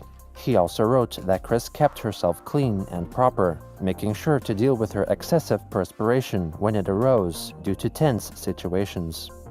The artist, Ben Saint, then posted a tweet with a photoshopped image of Christine wearing a t-shirt designed by Saint in support of the 2020 US presidential election candidate Andrew Yang, with Magi-chan denying the endorsement. Saint afterwards asked Magi-chan to consider voting for Andrew Yang, as this policy may increase Christine's monthly payments from the government and enable her to leave Magi-chan. Magi-chan wrote back that he was not amused by Saint's so-called meme, and was confident that Chris would never leave him, and that the Simpsons cartoon series character, Lisa Simpson, would become president of the United States. Chris Lisa then went Simpson. to the online chatting application Discord to change her username from Chris-chan Sonichu 1982 to Magi Chris-chan Sonichu 1982. Over on Reddit, Jacob Sockness wrote that Chris called him while her body was allegedly under the control of Magi-chan and sounded fatigued. On August 16th, the supposed Yeah, I'm good, Magi-chan Falco. I'm wrote just a chilling. tweet thread reflecting that upon reflecting on Christine's past tweets, he concluded that the numerous brony analysts who blocked her in early 2019 did so on the basis of misunderstanding her past posts on Twitter as being malicious. He claimed that he personally spoke with TF2 Analysis YouTube series member Dr. Wolf, who agreed to allow Chris to become a member of the show for a short while. Have another She drew mozzarella a stick. picture celebrating her Yeah, I might have achievements, another which one here in a Magi-chan minute. believed I was got- seen by I the think I have one analysts more, in their actually. own light, and so I lost promised count to of how ask many I Chris ate. to make a new apology to them upon her return from Quickville. He also urged the brony analysts to go to the I still have a quickie lingering and read cough through from her when I got archived sick a past couple weeks tweets, ago. starting from August 2018, linking to the Quickie article noting the events in Chris's life in the year 2017. After Christine supposedly returned from Quickville, she went to her own Twitter account to address the fact that the MLP creators who had blocked her at the start of the year apparently feared her and thought that she had malicious or even murderous intent, and denied she ever thought this way. She apologized to the creators for all she had said and done. almost to have died eating made a her seem mozzarella malicious, stick at and Applebee's? promised to not Yikes. talk about the matter ever again. That's Chris some prayed trauma. that at a possible future convention, they could all meet on mutual good vibes. Also on that day, MLP voice actress Andrea Libman shared a section of the illustrated children's book Love You Always by Robert Munch and Sheila Emotional McGraw, writing that she damage. considered the part of the story where the elderly mother still loves and holds her adult son like her baby to have been creepy. Magi-chan agreed with her sentiment. Further on, still posing as Magi-chan, Man, I haven't Chris been to wrote Applebee's that in a he helped minute. her color in new Sonichu pages, and revealed that Christine was working on a Sonichu expansion pack of cards for the Twilight Sparkle's Secret Shipfic folder card game, for which Magi-chan allegedly contributed artwork of himself. On August 17th, Jacob Sockness tweeted that he wished that Christine would manifest herself in front of him during his rituals and see how their relationship will Spankies? What the develop hell, in person, Spankies? revealing that since her energy has hugged, touched and tickled him, Sockness wanted to be able to tickle her back. He attached a doctored image of mid-2000s Chris laying on his bed as Jacob hugged him from behind. He also showed pictures taken in his dimly lit apartment, showing himself performing a ritual and what seemed to be apparitions of alien beings observing from a distance. Later on, Sockness went to Reddit pizza bar? and made Nice. a post in his personalized form I could use some or subreddit pizza. I had pizza the other dedicated day, to actually. worshiping Christine's message, Cult of Quick. He wrote that he had performed a ritual with the attempt of summoning Chris's soul You getting into his scared? self-made golem. It's a little and scary protecting with the her his aliens and powers, shit. which included dripping his own blood onto a photo of Chris that was placed on top of the golem. He purported to have felt her Golems and energy shit. peak in his apartment and gave the golem a kiss. Over on Twitter, Jacob elaborated that the summoning ritual did not successfully cause Christine to materialize in front of him, Summoning but the doll shit. did have an alive feeling to it. He vowed to But there's sleep no with it cum. to see if anything further would happen. There's nothing On creepy August with 18th, like the cum alleged wise. Magichan, claiming to be in control of Chris's body, So uploaded his Magichan first possesses YouTube him. video on Chris's YouTube Oh, shit. channel, Here we recorded go. 3 days prior. This is Magichan talking. Good day, everyone. It is I, Magichan Sonichu. I have taken possession of Christine's body, as we have swapped bodies. Her soul is in my body, as you can see right behind me, on the opposite side of the dimension curtain. I am recording this today, as definitely backed up by Christine's second phone. It's August the 15th.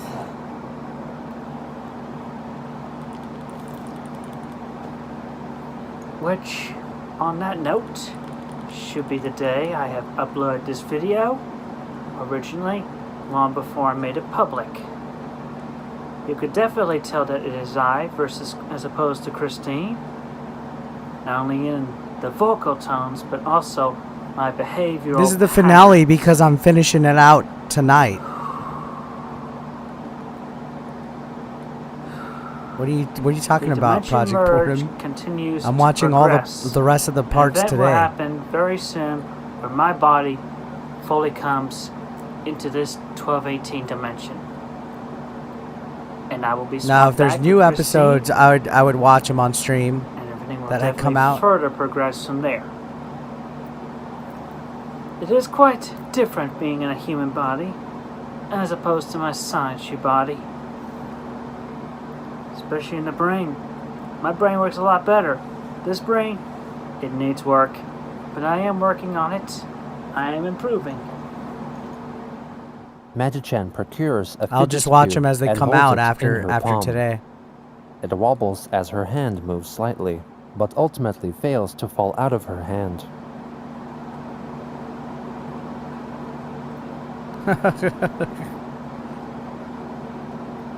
Well, that aside anyway, still working on it.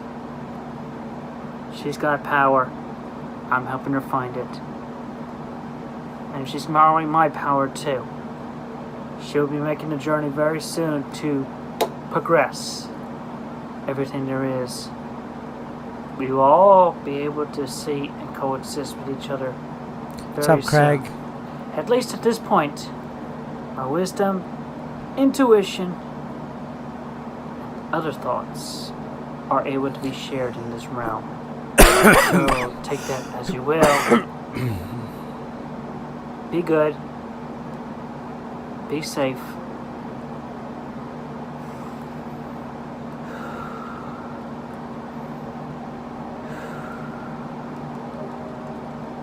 Be kind and take care of each other. Be kind. As the prophesized dimensional merge continued to elude her in her time of need,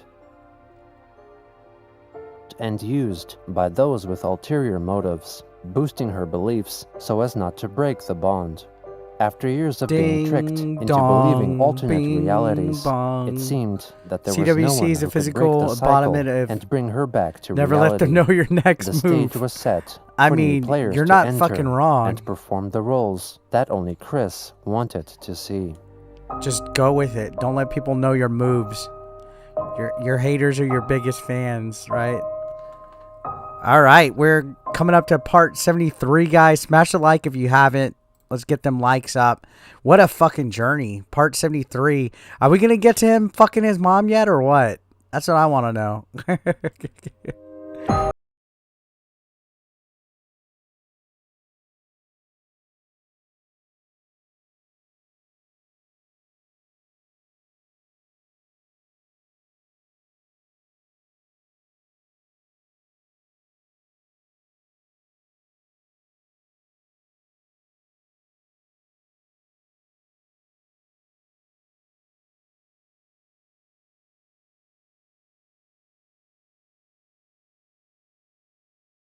Come on, Eric. Hey, it was a trending topic. I even made a video about it. On August 18th, 2019, Christine, while masquerading as her supposed husband, Magichan Sonichu, who had supposedly possessed her body, shared on his Twitter account the word of focus, according to her Word of the Day app.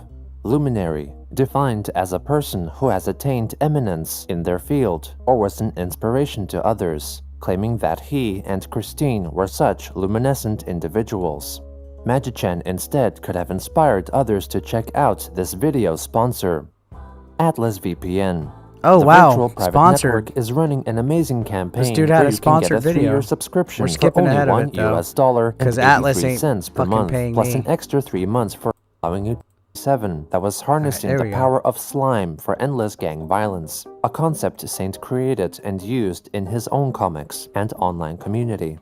Magichan took his concerns seriously and quelled his troublesome worries. Magichan claimed that there will not be any post-apocalyptic scenario caused by the slime, for he had foreseen, checked, double-checked, and rechecked all possible timelines. Check, On double August check. 20th, Recheck. Magichan wrote that there was a falsified death certificate for Chris's mother, Barbara, that should not be trusted, for she was still When alive and well. Dateline covered He Chris later Chan, posted a new photo no of Barbara to validate his claim. because it's When a internet Twitter stuff. user The inquired news whether media doesn't Barbara had been respect told internet. that Magichan had allegedly taken over Christine's body, Magichan wrote that she had, and had taken it very calmly, without any emotional outbursts or stress. Another user commented that her reaction may have been due to her suffering from dementia, a claim that Magichan refuted. When asked if Barbara could swap bodies before she passed away, Magichan replied that it was possible, but she was instead fated to have a quote-unquote dip in the fountain of youth. On August 22nd, he tweeted about the Japanese concept of otaku, or people who heavily invest in their hobbies and have very Otaku. little social life. Magichan Is it like admitted that Kotaku? despite the messiness of Christian's room prior to the house fire of January 2014, in his own way, he made being an otaku cool for present and future generations. However, unlike other otakus, Christine was able to become a social butterfly in recent years. He further wrote about how Chris was an accidental trendsetter, as seen, for example, in her Nintendo game Animal Crossing documentary video from 2003, which may be considered as one of the first ever Let's Plays, and also her dance with Magichan at the 2017 BronyCon. Magichan applauded those who lived their lives while changing from introverts to social butterflies. On August 24th, Chris, Yeah, it was under the guise of a wire Magichan, from the wrote coffee on Twitter machine. that he was listening to the YouTube video series Christian, A Comprehensive History, made by Gino Samuel 2.1. It may not have which directly been his documented fault, Chris's but it life was in definitely detail. indirectly his He fault. alleged that according to the information in the videos, Christine successfully predicted the conception of Sonic the Hedgehog games that were solely released on Nintendo consoles. Later that day, Magichan wrote on Chris's behalf that she was currently watching part 4 of the Comprehensive History series, which addressed Christian's friendship with Megan Schroeder. He corrected the claims made by Gino Samuel that Megan So had he's basically introduced live to reacting Chris, My to Little Pony, and Sailor documentary Moon, and that in actuality, as Chris had Magichan. watched those animated series during his childhood and teenage years. The next day, Null, the administrator of the QB Farms, revealed that Chris had suddenly messaged him. The contents of her texts were not revealed, but Null claimed that Chris became upset because he refused to refer to her as Magichan. Chris's thoughts and actions made Null sad because it reminded him of the mental decline of Terry A. Davis, a computer programmer with a strong following on Kiwi farms, who suffered Terry with A. Davis. schizophrenia, who after struggling with Oh, homelessness, Sega Seth, had thank you apparently so committed much. suicide in Hashtag Sega 2018. Seth with I'm a these white man, I $2 wrote my super own chat. fucking compiler, not a nigger Says like Eric, my man, I Linus. appreciate that. On the Thank you so 26th, much. Christine briefly returned to her main Twitter account Let's to reply go, negatively Sega to Seth. a Twitter user with a protected account who posted about the final episode I don't know why I of didn't My give you Little the Pony, alert. Friendship is Magic, Sometimes that the takes a conclusion while of which Chris rejected. for some reason. Members of the Kiwi Farms theorized that it was because the protected account had approved Chris to follow them and not Magi-chan, hence why she had to switch accounts to relay her message. On August 27th, the supposed Magi-chan revealed that he had finished watching Gino Samuel's so-called chronological history series on Chris-chan and wrote a tweet thread regarding some past events which allegedly involved him. I will attest in those moments when she played split personality. Back then, I was in her mind. I was trying to talk to her, including, "I want out, Christian," and "Christian, we both want know out, what we Christian. want. We should let us out." The comments under that video, as mentioned Jesus. in part 17, I typed Schizophrenic those much? personally while in mild possession of her at the time. I was the Christopher in that back and forth in those few videos. Also, when she was younger than 7 years old, I talked to her through her nose talking, working as her vocal conscious. I have always been Nose-talking. ever present and as guiding and helpful as I could possibly be from the C-197 side of the dimensional curtain. I could not get through all of the time though, and I knew she was. Fated to learn the difficult way through the many trials and tribulations with the online ships she had. I felt crestfallen every time when she recorded herself gay-shaming, and I cried when she used the Bible verses to back it up. I tried to tell her then, "It was a freaking parody, Christian. You were not supposed to take it serious," on the Leviticus quote inspired by the Family Guy moment. When I typed in the comments of that music video, I was feeling frustrated. I have always known she was a bisexual. I wanted out in being free to love her as she was then, as well as being fully in Dimension 1218. She subconsciously knew she We're all was in Dimension bisexual, 1218, but she had guys. felt really upset and adamant about herself back then. And the fact that the haters were throwing various labels The upon haters. her, aside from and including Should have gay, dipped on the had haters. no one called her any of the gender identity terms alongside the other negative adjectives. At CPU_quick Sonichu would have more likely realized, understood, accepted, and come out as bisexual and trans woman a lot sooner. Clear a throat, deep breaths. That is all for now. Thank you. Purple heart, lightning emoji. Purple Later heart. that same day, Chris Lightning as Magi-chan emoji. joined the dedicated Christian worship forum or subreddit, Cult of Quick, on the site Reddit, as a There's a moderator, asking Cult of other Quick? members to share their stories of how Christine had positively affected their lives. The next day, Christine returned to her own official Twitter account to retweet a tweet from philanthropist Bill Polt, who voted to grant Bill Polt. $2,700 in cash to a random person that retweeted his message. He always does those Later on, retweet this she went shit. back to her Magi-chan account I'm and not gonna followed lie, the I've tried account representing to get Jabba, money when an he does agency the serving oh, elders, whoever retweets caregivers, this. and their families. A Twitter user then wrote to her that it was acceptable to admit that she no longer believed in things she did as a child and did not have to make up justifications for her changes of thought. Magi-chan wrote that Chris realized this and would make sure she addresses this topic once she returned from California. When asked, Magi-chan elaborated that Christine was in Magi-chan's body in California, accompanied by her alleged spouse, the Pokemon Mewtwo, completing more events regarding the Pokemon dimensional Mewtwo. merge. Also on that day, Magi-chan, while possessing Chris's body, wrote on the online chatting application Discord to Chris's supporter, Jacob Sockness, that he thought Jacob looked sexy while wearing a certain one-piece pajama. They Jacob went on does to look discuss sexy. a proposed trip to California, where Chris would meet up with Sockness. California. Finally, the supposed Magi-chan privately messaged Gino Samuel on Twitter, letting him know that the 20-part series at the time helped not only Christine, but Magi-chan himself in better recollecting the events of the past, and letting go of the California. negativity associated with the trolls before 2014. Magi-chan reflected that she has come a long way in her character development and thanked Gino for his work, looking forward to future videos. On August 29th, when an inquiring Twitter user asked for an update of the new kitten Posse that had wandered into the Chandlers' home about 3 weeks prior, Magi-chan revealed that in spite of their best efforts to take care of her, the kitten passed away. Barbara and Magi-chan cried for her, even though he apparently foresaw that the kitten would not survive for very long. Soon after, Magi-chan posted a drawing he apparently made of Sonichu and Rosechu playing the MLP card game Twilight Sparkle's secret shipfic folder. On the final day of August, Magi-chan shared a new fundraiser on the site GoFundMe, made by one Alan Christopher, a fan of Chris and romantic admirer of Jacob Sockness, who resided in the United Kingdom. The $5,000 goal fundraiser was apparently to fund Christine's participation in Christopher's book series that would aid charities and programs supporting people with learning development problems. Part of Christine's duties in the project were set to be travels to the UK and Japan.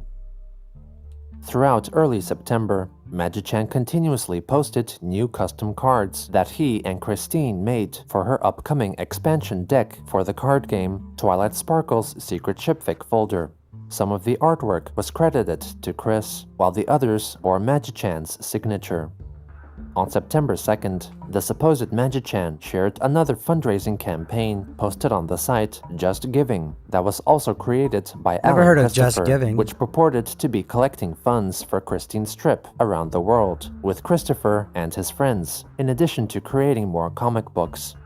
The next day, Christine resubscribed to the Patreon page of noted My Little Pony creator Dr. Wolf. This drew the attention of some of Christine's own current and former Patreon funders, who criticized her for spending most of her time conversing with Jacob Sockness and even contributing to other Patreon creators, instead of paying attention to her own financial backers. On September 6th, Magi-chan reported that Barbara had her van checked and found that it needed repairs that would cost them $1,000. He asked for people to donate to Sockness's fundraising page for his proposed trip to Chris's house, hoping to use the funds for the Chandler's personal matters. Jacob agreed on the arrangement. This tweet raised the attention of one Righteous for Quick, a Twitter user purporting to be a supporter of Chris Chan, masquerading as a feminine LGBTQ-inspired take of the Halloween movie franchise villain Michael Myers, who warned Christine to be wary of Jacob Sockness. Righteous would also post edited videos on YouTube praising and seemingly deifying Christine. Jesus, that's fucking funny.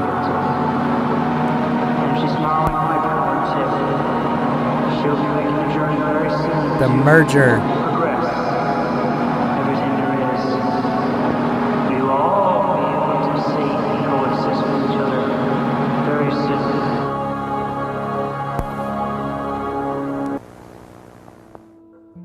In order to encourage people to contribute to Sockness's GoFundMe page, Jacob shared a 4-month-old Reddit post that he wrote, purporting to be a transcript of a channeling session during which Magi-chan was said to have been controlling Jacob's body.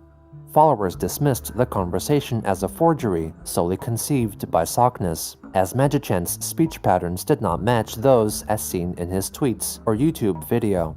However, the purported Magi-chan on Twitter denied that during the session he was calling Christine her hubby, but rather her honey, but forgave the misinterpretation, as channeling and telepathy were tough skills to master. On September 9th, Magi-chan, allegedly controlling Chris's body, joined the private Discord group for Sonichu Mania, devoted to a team of amateur developers who sought to create a mod or downloadable feature to be implemented into the game Sonic Mania Plus, which would allow the character of Sonic the Hedgehog to take on the appearance of Sonichu, amongst other proposed additional cosmetic alterations. Magi-chan proceeded to answer questions from some of the members of the Discord, with one commenting that the concept of all original characters existing in the alternate universe, even if they were simply thought of by the creators who did not commit their creations to the physical realm, and that infinite universes contained infinite universes themselves, defied the laws of physics. Magichan told the Inquisitor that it was best for them to throw logic out the window. Oh, it definitely and to was. not It was overthink fucking the phenomenal. details of how and why. On September 13th, in response Sonic to a Twitter Frontiers, user not so asking much. others if they had any guilty pleasure waifus Trailer or Park Boys fictional, reference? typically I've never female watched Trailer characters Park that were Boys, romanticized, so it flew over despite my some head. glaring negative traits. Sorry. Magichan wrote that Chris's parents, Robert and Barbara, while they were still developing, were his waifu. He singled out Barbara as having been a guilty pleasure waifu, while Bob was said to have been a successful Gotta love the model in waifus, Dimension guys. 1218. On September 14th, Magichan declared that Christine had just returned from California with Mewtwo and would regain control of her body soon. Shortly after, Chris returned to her own Twitter account to announce that she had regained control of her body. She then posted a lengthy pre-written account of her travels, noting that while in Magichan's body, she ran from Virginia to California. Along the way, And she I met up with her ran. old friend, Anna McLaren, who initially was startled at hearing Magichan's voice telepathically. Afterwards, Chris and Mewtwo traveled to Jacob Sockness's home, who was said to have been civil and kind. Christine admitted to have been horny and sensual, Oh my and so God. she leapt into Jacob's body pillow fashioned to look like her, which allowed the two to hug each other. God. Chris then recounted her further travels and adventures, which included fighting off demons summoned I regret by going down the Jacoba, rabbit hole? the demonic entity introduced to her No. by Sockness. Also on the 14th, the Sonichu Mania developer Or maybe you group should wait held until I a escape. 3.5 So far, hour live stream nothing's on really YouTube shocked discussing me the or game Sonic made me Mania grossed Plus out. and their development of the Sonichu mod. Christine joined them 44 minutes in. Well, I've been here. I'm here. Hello, hello. Howdy, I'm fun. Howdy. So, Christine, how have you been? Been doing pretty good. Been doing all right. Magichan and I have been swamped and been in each other's bodies the past month. I just got back from California, and boy, is my soul tired. He's back. He Tell you what, switched bodies back. Tell you what, Sonichu just completed a level. Here's your sample from me, just a direct thing. All right, zap into the extreme. Die, monster. You don't belong in this world. No, you belong in Minecraft dimension. You're a creeper. That's actually pretty good. Have I had any Do you CWC refer to- dreams refer yet? to No, him I as, have not. Dr. Eggman or Dr. Robotnik? Most of the time I go with Surprisingly, Robotnik, I have 'cause not. That's what I grew up with. Yeah. If you want to call him Eggman, that's fine, but also, just in task, spell his name backwards. Kinto Borer, nah, I'm gay. Nah, I'm gay. You say it slowly, that's what it sounds like. Have you Nah, had I'm dreams? gay.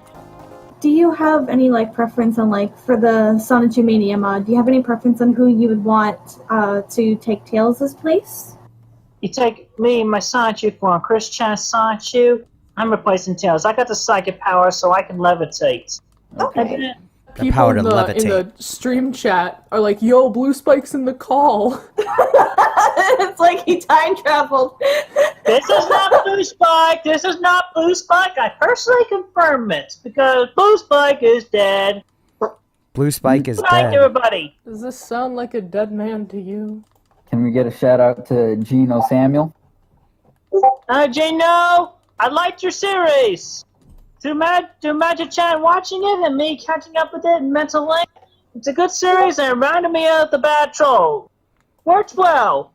At least you didn't offend me too much. Yeah, Did I somebody think he's just fucking doing fart? The series for documentaries. Thought I heard a thing. fart I on don't that think podcast. He doesn't want to be mean or anything. Gino Samuel's a really nice guy. Mm-hmm. Yes, I see that. He is. Oh my! Now the brain's trying to remember one where it said something. Where Gino Samuel had said something. I think he was trying. He was It sounded like a singing fart. a song, and I think it was one of the No, more I don't know if it recent was a juice videos, fart, not number but it was definitely a 21. fart. Although Oh, that no, it's was the a chair fun epic moving. burn from my father when he answered I guess the there's a phone in chair part that's squeaking 21. or something. They weren't expecting my daddy, but they got him. Oh, speaking of your family, how's Barb? He's doing very well. He's actually Good. quite capable for her age and everything. The Sonichu Mania group then quickly Pancake deleted fart. the stream and abandoned Is there such the thing as a project, pancake but fart? Kiwi Farms members managed to archive the stream in time, and soon re-uploaded it onto YouTube. It was at around this time that Chris joined the Place Discord group, populated by a small number of enablers Sparkle who fart. vowed to win her trust. Dude, I by have fucking a encouraging fly her in my beliefs room still. and I've been would trying to in kill turn him aim to like the protect last her 3 from days. malicious outsiders. Fucking pisses me The off. Discord included I think I might Chris's actually have online 2 friend, flies in Maker here. Nightfee, Not, an alleged There he is. longtime minor troll of Chris, Kyle, also Fuck known outta as here. Nova, a worker at a suicide hotline, and YouTuber the WCT, First one was no invited chair. to join by Not. It was hard to making tell. a multi-part series covering YouTuber and mass murderer Randy Stair, inspired by the Chris Chan, a comprehensive history documentary series by Gino Samuel 2.1. Other members who held a less active role in communicating with Chris were Kiwi Farms moderator, the American Hedgehog, and Quickie administrator and former man-in-the-pickle-suit troll, Marvin. On September 16th, in response to Ben Saint's musings, Christine wrote a series of tweets reflecting on her infamy. Everyone seems to be compelled by me, especially the Christorians. Any outsiders, The Christorians. and I, being meta, end up wondering, why? My earliest online content was a fan at Pokemon website, Quick's Pokesite, mostly my more than 2 cents on Pokemon and the TCG. Eventually, I added my Sonichu book pages online. The drama happens with me. The locals take observation and later tell the stories and comment online. Before even the "Yep, I'm on TV" DVD. Yeah, on that fly's February still here. He'll 24th, die in a couple days, right? 2007, the video Flies content don't live was that light long. and spontaneous, and most of the future uploaded videos I made end up featuring rants, shoutings, and crap that would frighten anyone shitless. I recall that there was a mythos about me online. Myself, Chris Chan. I was Myself. an OC in my own stories. Was I real in this reality that is Dimension 1218? And They live then up to I 3 was weeks or more? I confirmed in thought they late only live, like, 2007 with that blurry photograph of me in a moment week. of great shock and stress. And Get some everyone ended up chopsticks. making fan fictions about me, my family, my peoples, city, nation, and my Pokemon, including Sonichu and Rosechu. In a sense, while I already had my own chronicler, my DC superhero self-counterpart in Metropolis, the Quick Cyclite, everyone here in I got a 1218 roommate. Nice. was all I hope up they're in enjoying the fanficking Chan. me, indirectly and directly attempting to alter my own life and decisions, as well as those around me, who mainly originated here. Why is everyone compelled to follow me? The answer simply is that you all just do, in fated events, destiny, or whatever. Me? I have known all of my life I was special for some reason, counting being first-person perspective camera 00000000001. I'm awakening, I'm learning, I'm developing, I keep getting stronger, better able, smarter, and powerful, and out of all the fanfic chaos of me up till now. Is it any wonder, as some of you put it cleverly, that Magichan, I, and everyone else of C-197 needs to do a bit of retconning? Just something to ponder over. Lightning bolt, blue heart, lightning bolt emojis. Yeah, these are like regular household flies. On September 18th, Magichan apparently returned to Twitter to inform his followers that he was continuing to converse with other people, many of which from the Kiwi Farms, and vowed to visit It the was site's staring at me for more than 5 administrator, seconds. Time for soon. plan B. 2 days later, Jacob Sockness wrote that he's Christine definitely was been flying allegedly around me a planning for lot. a lot of fun for the occasion of his supposed upcoming Shoot, visit, and fly. that Barbara's birthday during the Don't trip would be bother better me. than all 77 that came before it. A seemingly concerned Twitter user urged Christine to wake up to Jacob's arguably manipulative tactics. He denied manipulating her, but admitted to telling her lies that made her feel good, looking forward to write on whatever may transpire in his book series concerning his experiences with channeling sessions and knowledge of demonic entities and alien civilizations. Later on, Aliens? after Ben Saint What began aliens? featuring Chris's unicorn self-counterpart character, Nightstar, That was one of my lines in one of the Christine cartoons that we acknowledged did. that Saint's storyline concerning Nightstar and Maleficent Slime in New Hey, Milwaukee Fly, in look, the dimension look here, C-197 listen. was actually happening. Over in his private Discord, Ben Saint revealed to his followers his plans to keep Christine satisfied Hey, with look, the way he listen. incorporated her characters into his comic, hoping to eventually lead Wings to of Chris Fly drawing Demption? characters or elements related to Saint's comic as part of Sonichu lore.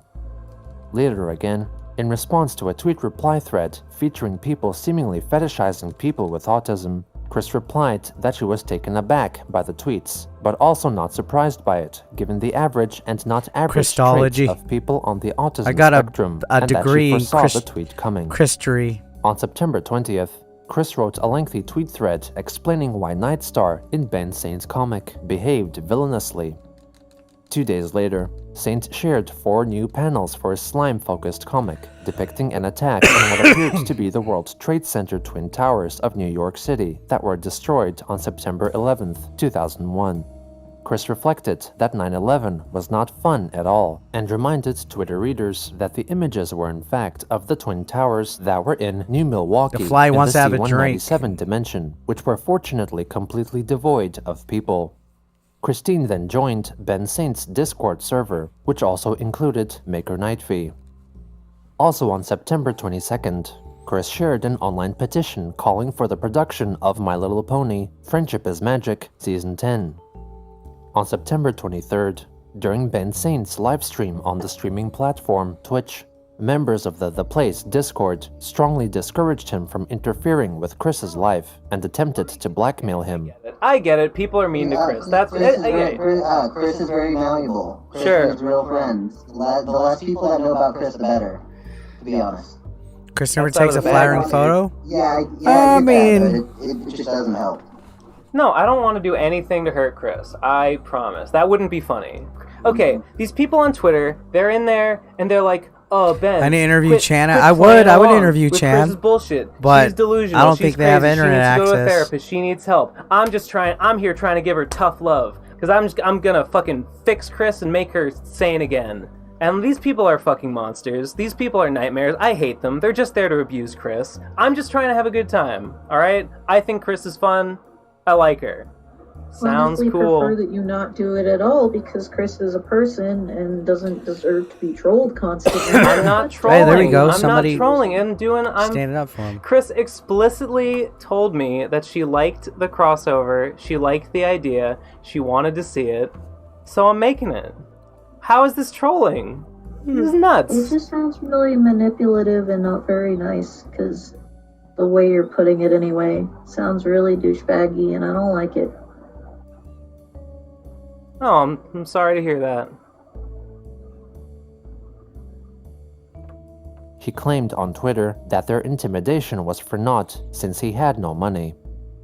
During this time, Saint was continuously posting new panels for his comic story, which notably featured Nightstar. This drew criticism from Jacob Sockness, You amongst see me others, trolling? who felt he was using Chris's intellectual property for profit. Christine, however, told Jacob to settle down, since Saint was doing no harm. Chris Chan's On gonna end up September doing TED 25th, Talks. Jacob Sockness posted on Reddit his itinerary for a one-way trip by train from Oakland, California to Charlottesville, Virginia on an undisclosed date in the year 2019. Accompanying the picture, Sockness wrote that allegedly both he and Christine were tested negative for sexually transmitted diseases, and that he planned to video record themselves having sex and keep it private, vowing to destroy Chris's ass Jacob Sockness like legit carpeting scares bombing you? Germany Yeah, in he's- World War II. Look at that. Jesus Christ. He's gotta be fucking trolling.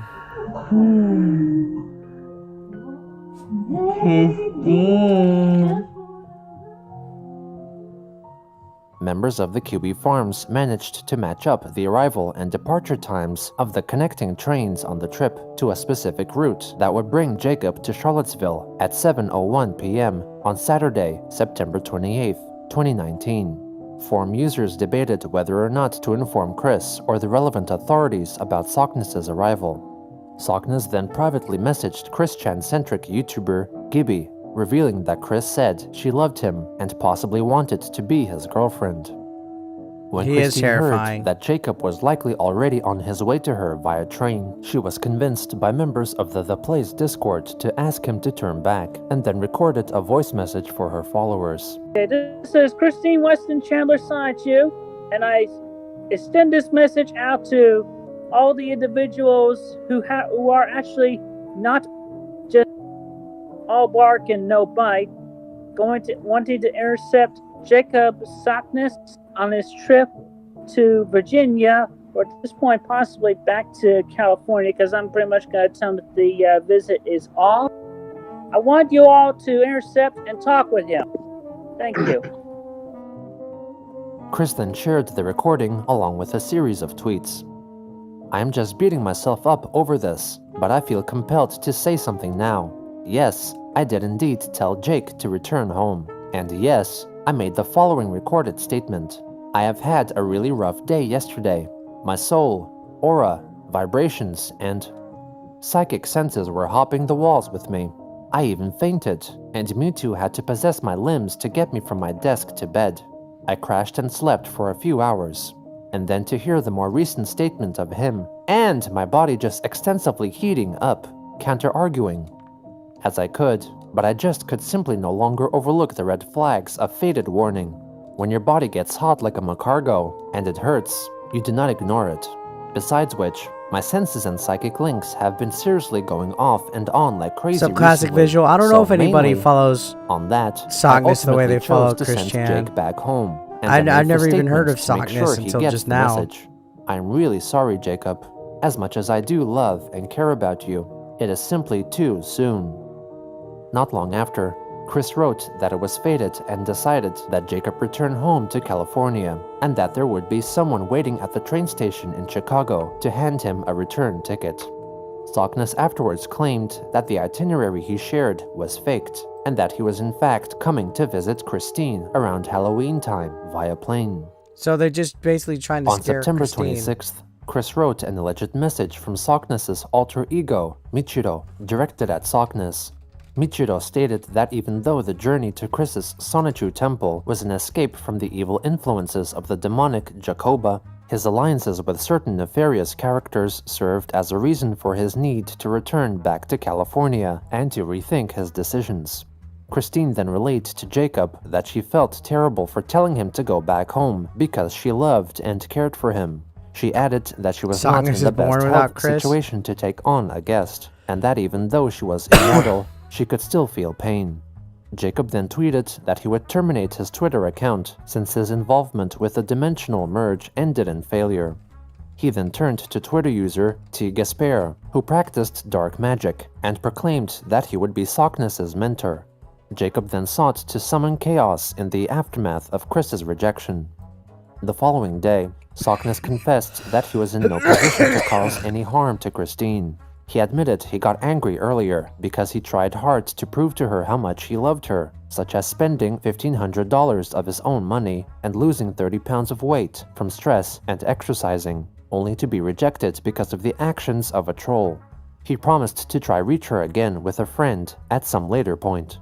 Chris then confirmed that Jacob was on his way back home to San Francisco. He must write a script for his online personas like he does for On September 28th, Christine Chan wrote on ARG Twitter would that she be was nice. feeling better, but still very I just had vibrational fucking and deja vu, psychically guys. sensitive. Holy She shit, added that was that weird. she was aiming to attend the unofficial My Little Pony convention, BabsCon, with undisclosed friends, set to take place in San Francisco, California, in April 2020, and was estimating the total cost for the journey to be $2,000 to $3,000. She added that an official donation link would be later posted, and shared her personal PayPal donation link in the meantime. Jacob Sockness reflected that her attendance at the convention would fortunately allow the two to meet. A concerned longtime follower of Chris I just had like deja vu, like reading the chat saving up and money like instead listening of begging to for this. it from fans. Fucking Chris then weird. logged into her Magichan Sonichu Twitter account to write that the family were paying off debts the best they could, and that Christine's attendance in BabsCon had been fated to happen so they could use the financial help. Another individual tweeted that they had allegedly conversed with Magichan, who told them that the funds Chris received should instead be used to contribute to a certain fundraiser to aid a baby's medical treatment.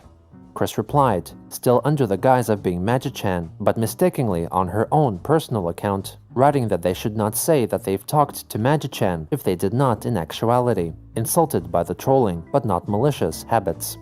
The user wrote back that they did not realize saving a child's life was a troll move. Christine in response then donated $10 to the baby's fundraiser. Also at around this time, the Magichan account began acknowledging one Helena G. Fiorenza, who would post photographs with her drawings of Magi-chan. Deja vu is jarring at the moment. It definitely interacting with him. Definitely can Magi-chan be. confirmed that Helena did, apparently, meet with him. On September 29th, Ben Saint continued to draw more panels Does for my his destiny comic, become which the he number colloquially one referred to Chris as Chan the comprehensive Nightstar streamer? comic. Can you imagine? Members of the Place Discord then confronted the alleged Magi-chan controlling Chris's Discord account about the comic, asking if Saint was paying her any royalties for using her character. Magi-chan then revealed that she was working on a 15-card expansion pack for the Twilight Sparkles Secret Chipfic folder card game. Yeah, I believe in which time chronicled loop the theory events as of well. the slime invasion in Arizona, as written about by Ben Saint. When accused of theft, Magi-chan defended him, given that he shared the panels for free on Twitter. But he had a Patreon which Magi-chan claimed was meant to fund a different comic project, even though Saint explicitly stated in the Patreon page's description that it was meant for the crossover project, combining his own and Sonichu's universes. On September 30th, Christine was witnessed arguing with a bot, or user-like automated system on Ben Saint's Discord server, which would output written outcomes relating to Saint's comic's malicious slime entity based on other members' commands. Finally, Ben Saint posted further comic updates, to which Magi-chan responded, reminding Ben and his readers that the comic was not a Nightstar comic, and branded Saint's depiction of deaths and abuse against his own original characters, Phantom Horn and Strawberry Milk, as madness and cruelty. He felt that the slime was badly affecting Saint's judgment. Ben replied, writing that after peeling back the veil between dimensions, he was simply depicting actual events, regardless of how violent they were, but was confident there would be a happy ending for his characters. On October 1st, Chris wished her mother a happy and safe 78th birthday, posting a recent photo of her. They celebrated by eating at the Wood Grill buffet chain restaurant. The Damn, next day, I haven't been to a she buffet posted in a new minute, artwork y'all. featuring Ben Saint's characters, Phantom Horn and Strawberry Milk, mentioning that Saint's chronicling efforts were falling behind those of Christine, who, with Magi-chan's help, Buffet had hype. just completed the Arizona Slime expansion pack for the Twilight Sparkles Secret Chipfic folder card game. She proceeded to post the artwork Last time I went and to a buffet description was for her Cece's original Pizza cards, with focusing Falcro. on Nightstar and Chris Chan Sonichu's involvement with Saint's characters, and the complete and peaceful cleanup of the malicious slime in Arizona via rains of bicarbonate of soda and sugar. On October 3rd, the supposed Magi-chan asked users of the Place Discord whether Ben Saint was making his comic featuring Nightstar for financial gain. The others told him that he was. After listening to their input, he decided to then message Ben privately on Twitter, letting him know that the slime had been cleaned up. How many chapters we got? I think we only have 2 or 3 more left. For financial gain. And In then return we're for his greed, end game. Saint was asked to send at least $300 to Christine's PayPal account to help fund the printing and sending of the Arizona slime-themed Twilight Sparkles Secret Chipfic folder expansion pack. Magi-chan closed by writing that he and his alleged spouse Chris were expecting a large donation from Ben within the coming weeks. Saint then shared these messages on his Twitter account and added new comic panels, claiming that the people needed slime to survive, and what Chris did was akin to genocide. Christine wrote back that the people would instead simply return to being human. After receiving numerous messages from other users, Saint made a post crossly ordering everyone to refer to Chris with she/her pronouns.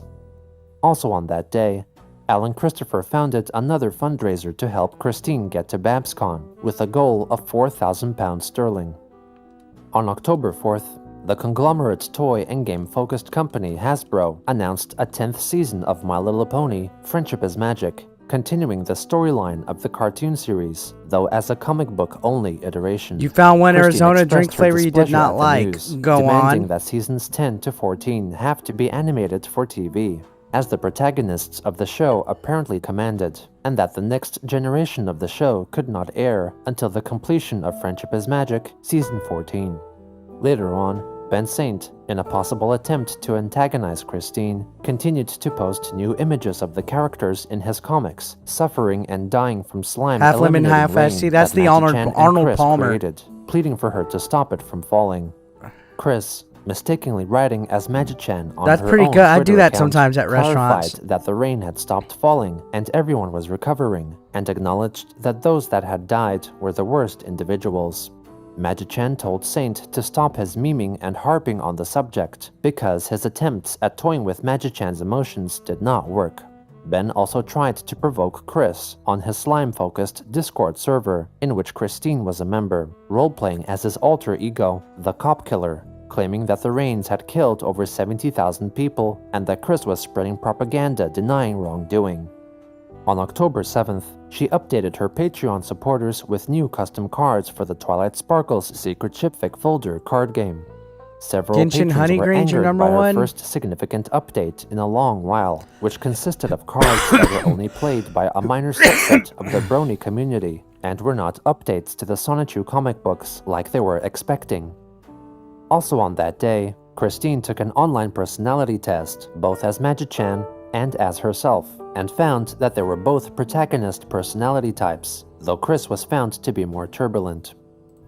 On October 9th, Chris responded to a work of fanfiction concerning Sonichu and the character SNT, created by artist and YouTuber Project SNT, which was written by OpusGone789, who was also Kiwi Farms user Something Random 987. After Project SNT streamed herself reading through some of the story on YouTube, Chris and Magi-chan finished reading it themselves, and reflected that the events in the story in fact happened in dimension R687, and criticized the author of the fanfic for failing to understand Chris's intentions. These are really taking things out of text-heavy context episodes, man. And grossly exaggerating.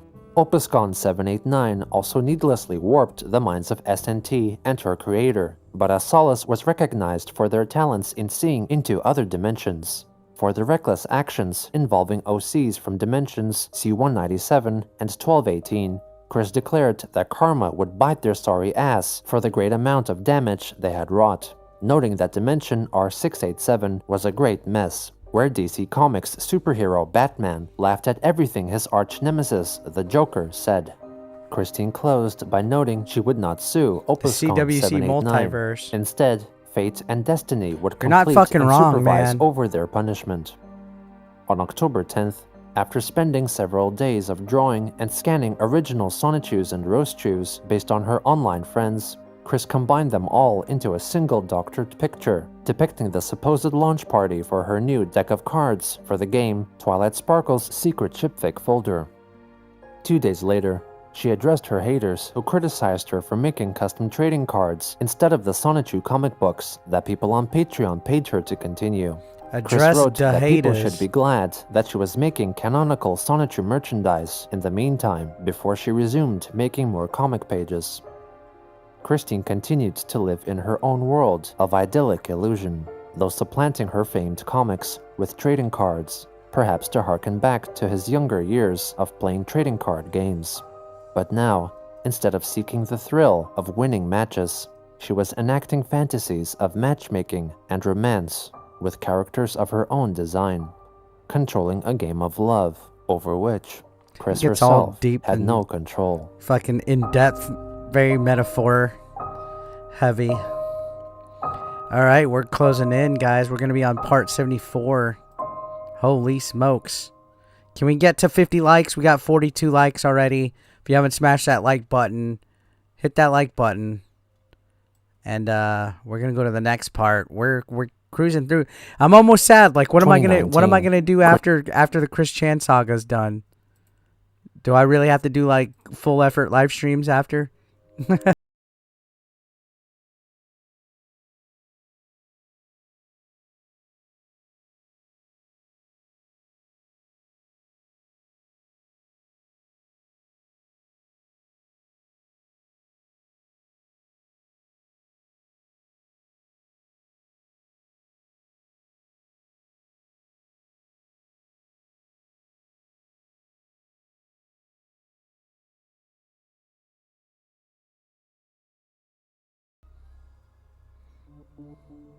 On October 15th, 2019, Christine shared a link on Twitter to a page on the fundraising site BabsCon. GoFundMe, which aimed to gather funds for her trip to the My Little Pony themed convention, BabsCon.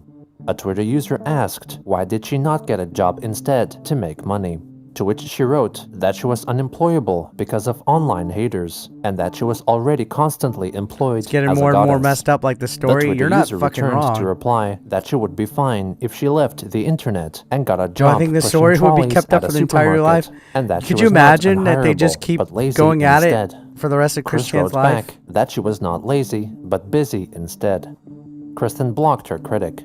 How long ago At was the this same episode?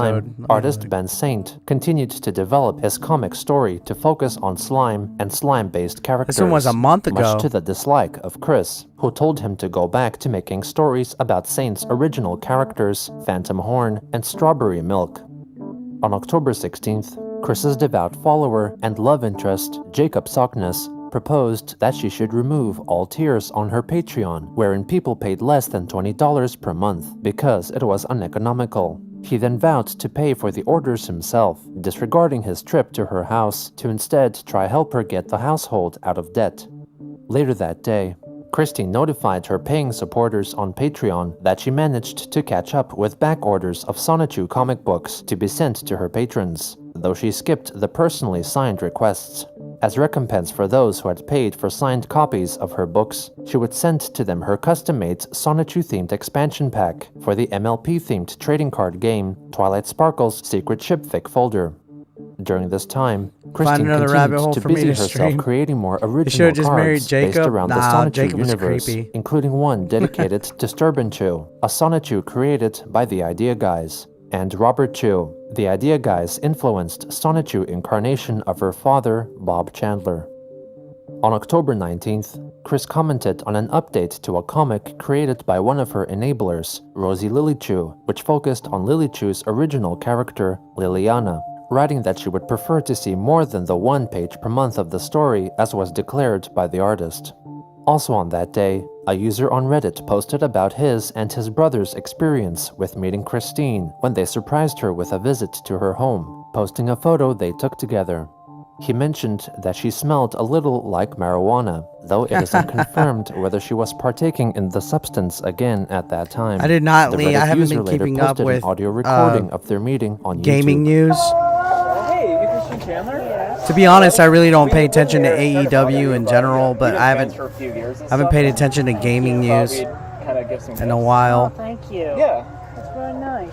Yeah. No, I'm not gonna stream the Sony showcase. I'll watch it though, or I'll catch up or recap on it. Anyway, how you been? Been doing all right. That's cool. Been doing very well, you know, just having to cope with the Those events. dogs. Yeah, And everything. I heard about the situation with the guy. I'm sorry to hear about that. Oh, well, don't worry about it. Yeah. It's all cool. We're all looking out for your best interests, and you definitely had our support, so. Thank you. I love your blue eyes. Oh, appreciate it. I like your blue and green eyes. They're really cool. Are they flirting? That's awesome. Yeah. They're talking eyes. So, anyway, is it cool if you get a selfie or something, or? Later that day, according to messages she sent to her friend via Discord, Chris's mother, Barbara, began experiencing high blood pressure and asked to be taken to the emergency room of a hospital, where it was determined that there was nothing wrong with her. Chris believed it was a combination of stress and the incoming magic energies of Dimension C-197. Also on that day, Jacob Sockness wrote that he was not destined for a normal life, as he was currently chasing after his love, who was also a goddess, over the internet. Chris wrote that she too would not have a normal life, asking what normal truly meant. Jacob then shared a photo of two individuals cosplaying as the Marvel character Deadpool and horror movie icon Michael Myers, respectively, asking if he and Chris could kiss like that during their attendance at BabsCon. Christine replied that she did not want to cosplay as Deadpool or a zombie, but was open to kissing Sockness in the future. Sockness then posted photos of certification certifying that he was free of sexually transmitted diseases for her. At around the same time, Twitter user Righteous for Quick, a supporter of Chris, posted a combined photo of himself wearing a Michael Myers mask with makeup on and Christine standing against the transgender flag, taking part in the Twitter hashtag campaign to declare that trans rights were human rights. Righteous later created his own card for Twilight Sparkle's Secret Shipfic folder depicting himself and directed Chris to it on Twitter, but did not receive a response. On October 25th, she received her new custom-ordered decks of cards for the MLP-themed game containing the cards she designed. Also on that day, she discovered on her front porch the book The Legend of the 10 Elemental Masters by Alalilia, a game developer who had gained online notoriety amongst forum subcultures some 10 years prior due to his eccentricities. Finally, on that day, Chris criticized Matt Groening and Seth MacFarlane, the creators of the animated series The Simpsons and Family Guy, respectively, for maintaining the unaging and youthful appearances of their characters when they have in fact grown up since their conception. Lisa Simpson, for example, was allegedly an adult by then who was set to become the next president of the United States in 2020. She claimed the creators were doing so for monetary gain, and it was criminal of them to mischronicle their OCs. Chris admitted that she used to act the same, but was reconciling, making amends, and dealing with many original characters across dimensions. On October 26th, Christine livestreamed on YouTube for 91 minutes, playing the card game Twilight Sparkle's Secret Shipfic folder, utilizing her own custom-made expansion decks of cards. It took me a long time to set all this up, just... so yeah, as you can see, I have a few lovely big boxes for my Secret Shipfic folder cards now. That's how tall this pony deck is gonna be. The 1 out of 3 decks, it's gonna be this big. Now that's a mighty meaty sandwich. But yeah, I'm pretty much gonna demonstrate a game of Twilight Sparkle's Secret Shipfic folder. Exactly, Game Chasers. Who cares? Get with the growth. Which I have been able to figure out recently. In case you're wondering what that was, that's our cat, Baby. Our gold cat, Baby. He has a bit of a nasal problem. We're taking him to the vet. He's all right. Okay? We're taking care of him. So, don't ask about that. Don't troll me about that. Do not troll me about that. Oh, wait a minute. That happened. Why not? Oh boy. Okay, let's do a shotgun wedding now between Romeo and Sturdy. What? Oh, why not? Hello, Sylvia. There's our cat, Sylvia. Meow, meow, meow. Stay off the table. Maybe you can see how big this shipping grid can get, and this is why you need a card table, or, where the center point is an arm's length.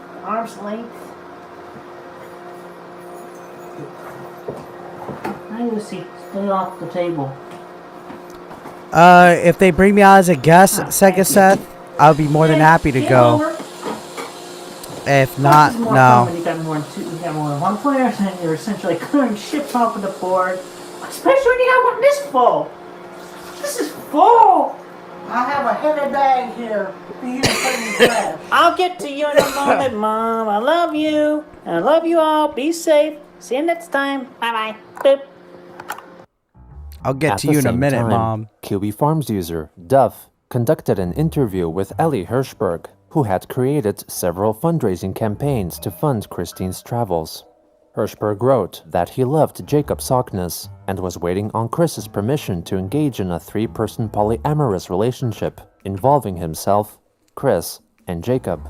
Ali said that he was banned from QB Farms for his dedication to Christine, and that he fully believed in the dimensional merge after Christine gifted him with special powers, which allowed his third eye to begin opening. Publicly, Hirschberg hoped to save enough money to attend BabsCon in California and meet with Christine, calling her his friend who gave him his psychic abilities. On October 27th, a Twitter user whose original character was made into a Twilight Sparkle's Secret Shipfic folder card revealed that they had played the card game in person with Christine, who gifted them a selection of the cards. Chris also sent cards to other Twitter acquaintances whose OCs were depicted in I don't her care about custom any of decks. these card This shit. included Jacob Sockness, who received 2 cards for the game, as well as a greeting card proposing her love for him, in which she wrote Wow, that her they're mother flirting with each Barbara other? was holding onto a dolphin necklace that Sockness had sent to her, and that his donated money was used on fresh food. The next day, Chris shared the discovery of a convenience store called 812, riffing on the 7-Eleven convenience store chain. Since it was located in Jersey, the purported location of Gotham City of the DC Comics universe, she took it as a sign of the oncoming dimensional merge. She then went to her Magichan account and posed as her supposed husband and shared the recent convenience store tweet Chris wrote herself, confirming further signs of the merge. Christine then reasoned with a Twitter user who reasoned that Gotham could not be merged because it was not located in Dimension C-197, since she had mentioned the World Trade Center Twin Towers existed in the aforementioned dimension, yet were not referred to in any work from DC Comics. Chris argued that the Twin Towers in the alternate dimension fell long before, and that they'll get to his stuff. There's still another part after they this. were not properly chronicled. She then took back her previous claims and stated that the Twin Towers never existed in C-197, attributing her misspeaking to everything happening that day, making her mind, body, and soul busy. The enablers, Sarah and Steve, then proclaimed that they were frightened after Christine's recent posts regarding the coming merge. She came to quell their concerns. Jacob then wrote that he dreamed of Christine, the most heavenly goddess, and his beautiful one true love, every night, for she was the only one who could soothe the soul of a fire-breathing dragon that was himself. Chris admitted that she may have the power to tame such a dragon god, but confessed that Jacob was not one, and merely a sorcerer and channeler, closing by telling him she had a rough and active day, and was too tired to think. At the same time, Righteous for Quick posted a short looping clip of himself feeling cute after sending prayers to Christine. The next day, it might not be. We're assuming that. Posted a drawing that Chris made of her alleged if it's neighbor not, and we're his gonna cat fucking blow on Geno September 1st, Samuel's fucking socials up. Claiming to share it online for the first time, though it had been posted on Kiwi Farms shortly after its creation.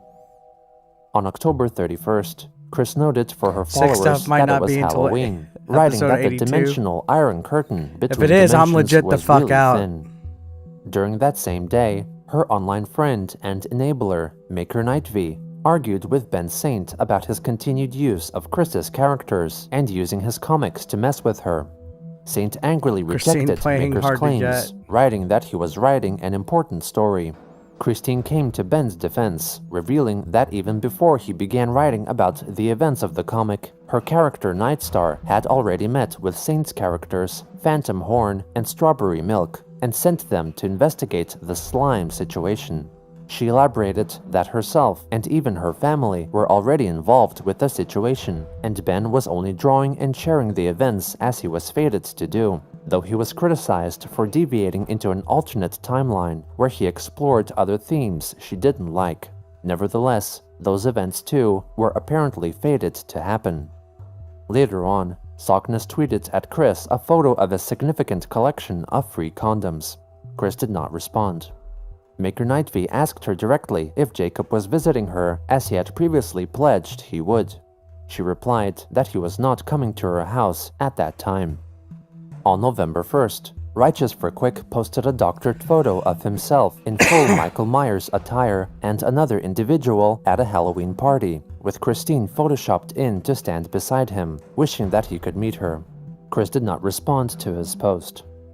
Also on that day, Sarah and Steve publicly defended Jacob Sockness, as he had confessed to saying threatening things while angry, and was ultimately not a risk or danger to anyone. Chris agreed with their statement. Sarah and Steve then suggested that devoted followers and believers of Christine may call themselves Quickens, who practice Quickenism. Chris commented that like archivers and students of her activities, or Christorians, her religious-like followers should also have a dedicated term to call themselves. She reflected that Christians and Buddhists were named after the leading figures of their religions, but in Chris's case, she identified as many things, such as console patron unit, possible goddess to the Sonichu and Rosechu species of Pokemon, as well as a possessor of a slew of other powers in dimensions 1218 and C197.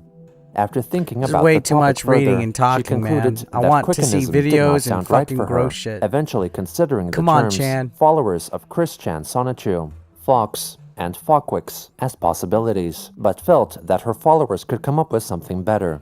She soon after checked the thesaurus and found devotee as a suitable synonym for worshipper, thusly creating the term devotees of Christian Sonichu, or docs.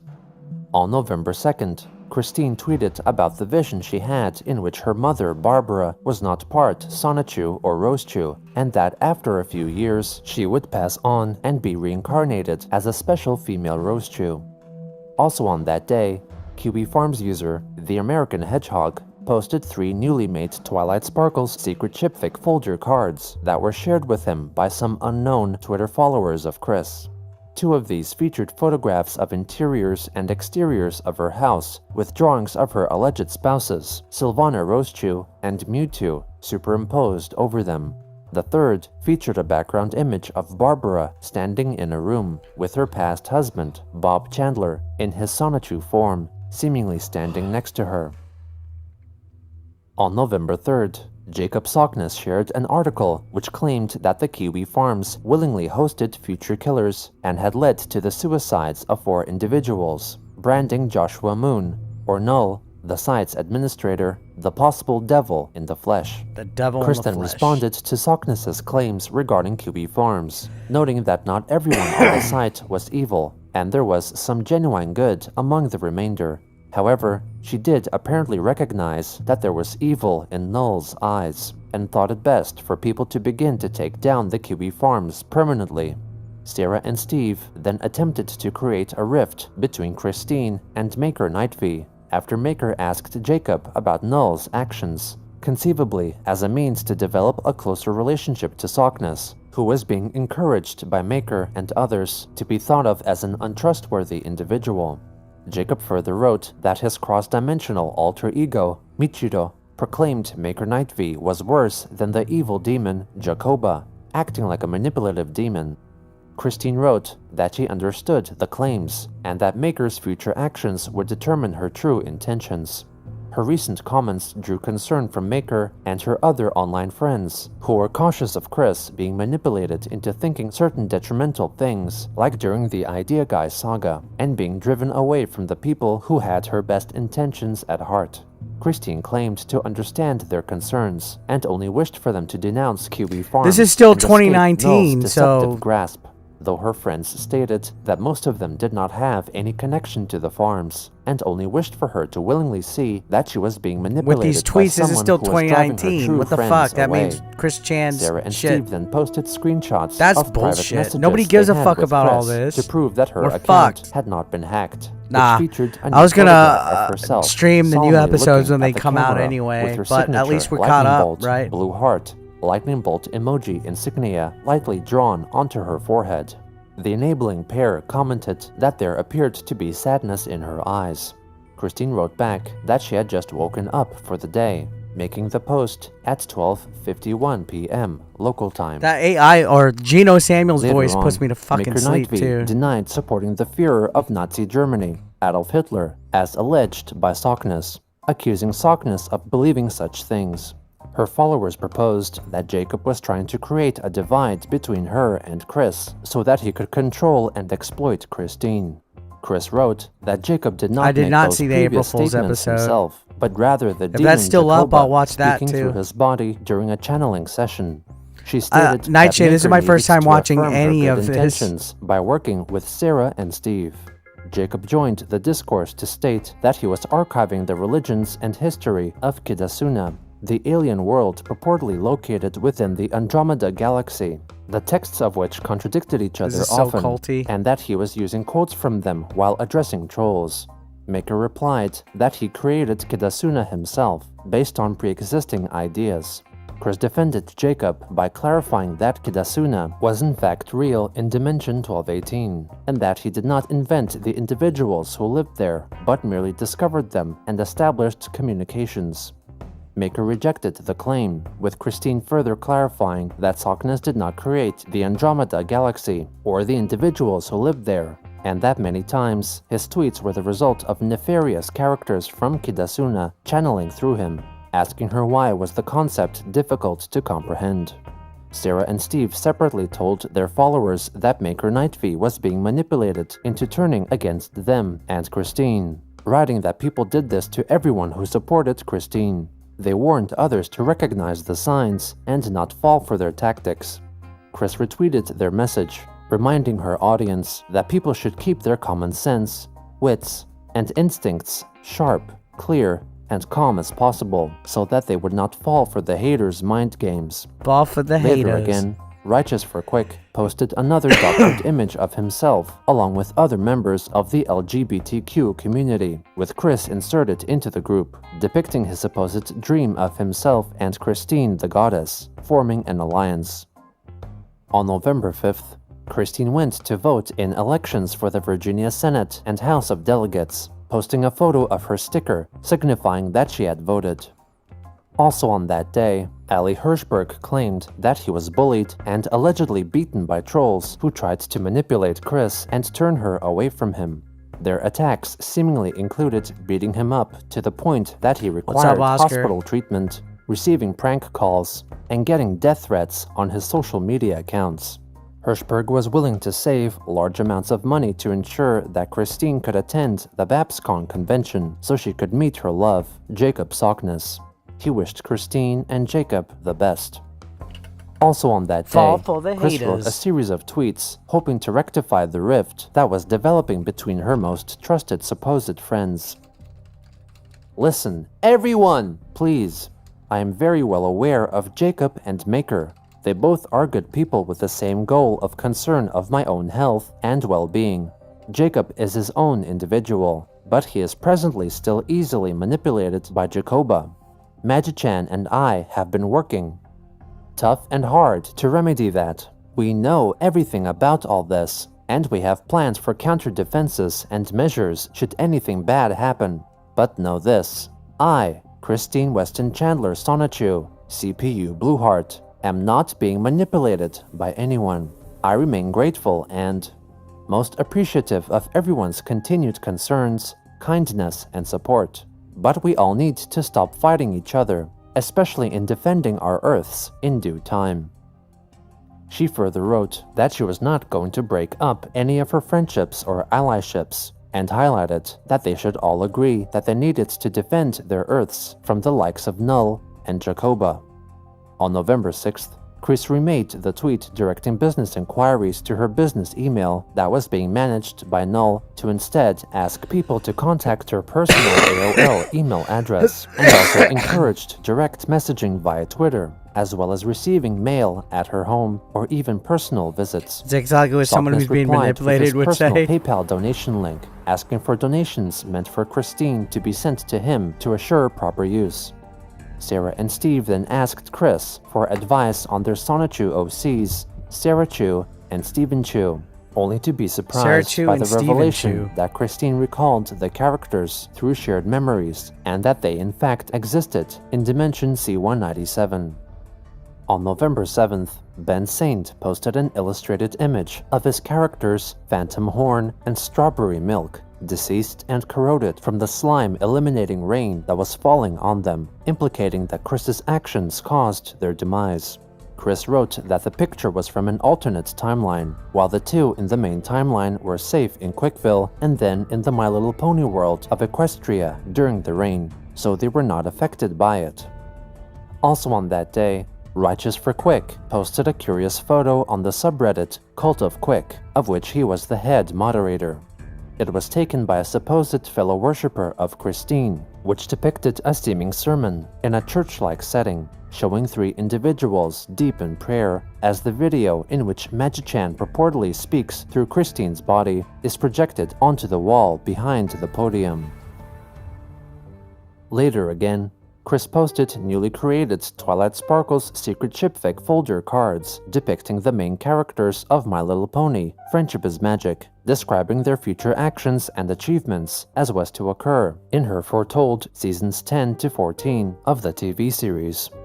Chris commented that she had not watched the three-part final episode of the show and would only do so after season 10 would air on the Discovery Family TV channel in the year 2020, and when Hasbro and the cast and crew of the series would confirm the news of the new season.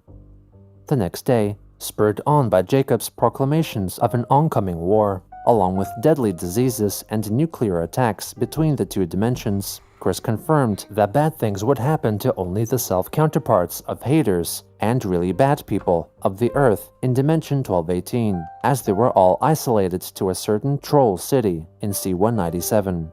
However, the idea guys, Joshua Wise and Stephen Boyd, would survive because they still owed Christine $6,000. Null and his pony persona, on the other hand, were fated to die. On November 9th, YouTube channel 3GI, which had previously organized the multi-creator created Shrek Retold Shrek video, animation which thing had he featured did. a contribution from Christine, released a trailer for their upcoming collaborative remake of the 1996 original video animation Sonic the Hedgehog movie, which also would be comprising of contributions from various creators. The trailer featured a short clip from Chris's input, seemingly showing Sonic transforming into Sonichu.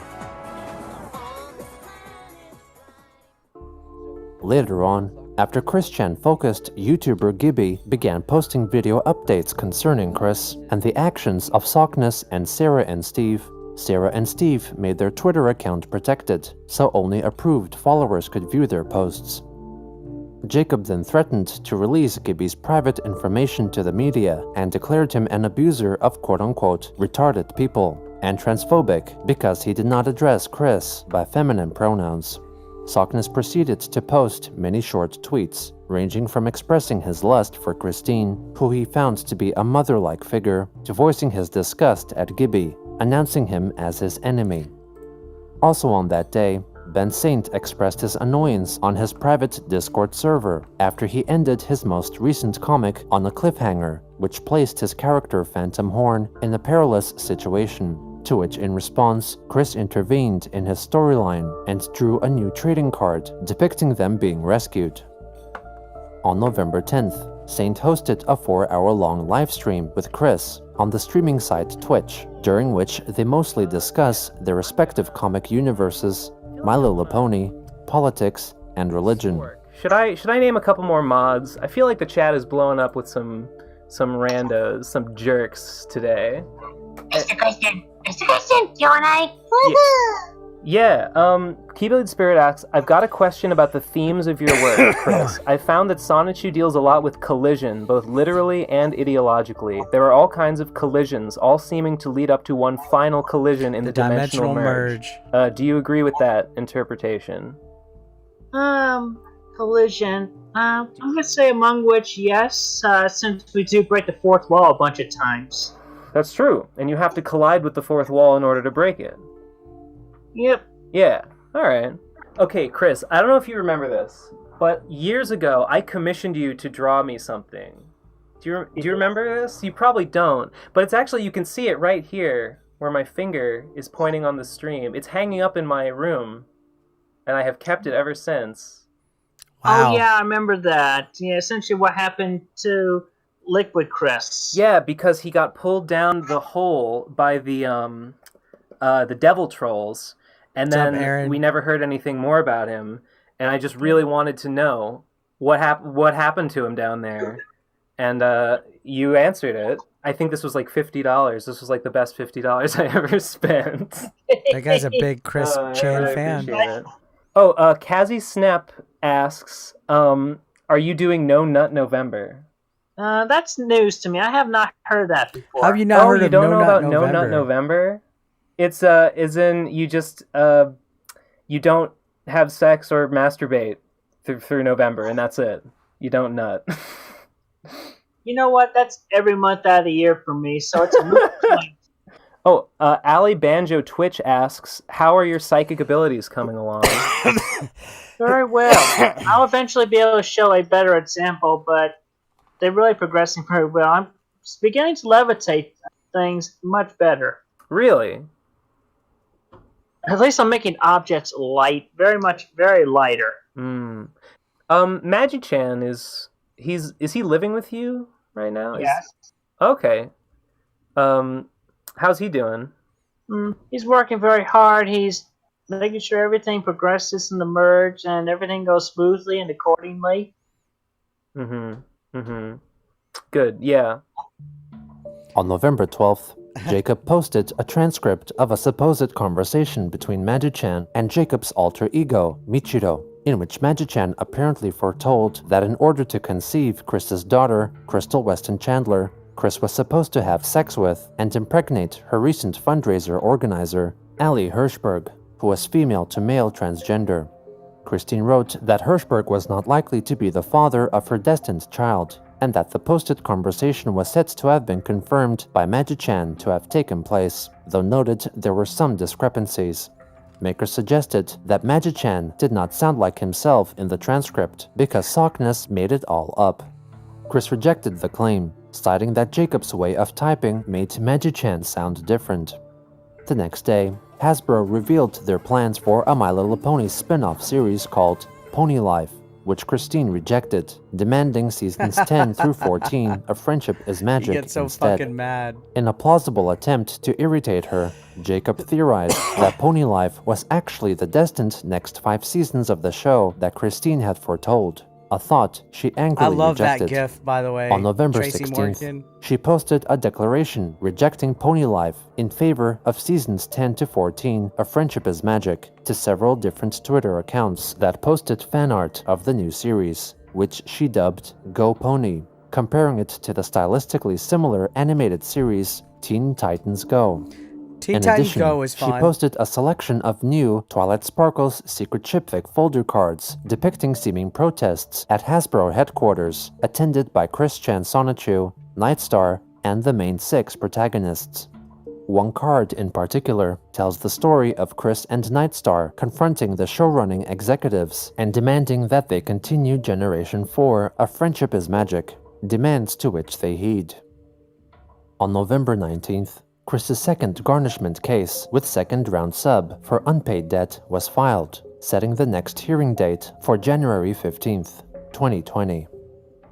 On that same day, Christine posted on Twitter that it was once again time for the Chandlers to need more money, posting a link to her PayPal Jeez. donation link, What asking good is money if followers the not to tell dimensional her to rift's get a happening? job or some shit like that. She added that it wasn't easy completing the dimension merge, with the restrictions and limitations of the real-world dimension, writing that if it were easy, she would have fully entered Dimension C-197 and completed the merge over a year ago, so called for a stop to the hating and bad trolling. She soon after posted a photo of her mother, lying down and vacantly staring upward, claiming she was giving Chris grief regarding finances. One user criticized her for showing an ugly side of her personality, to which she apologized, citing her being tired and overworked as the cause. She returned to reveal that she managed to get enough donations to keep the family stable for a while.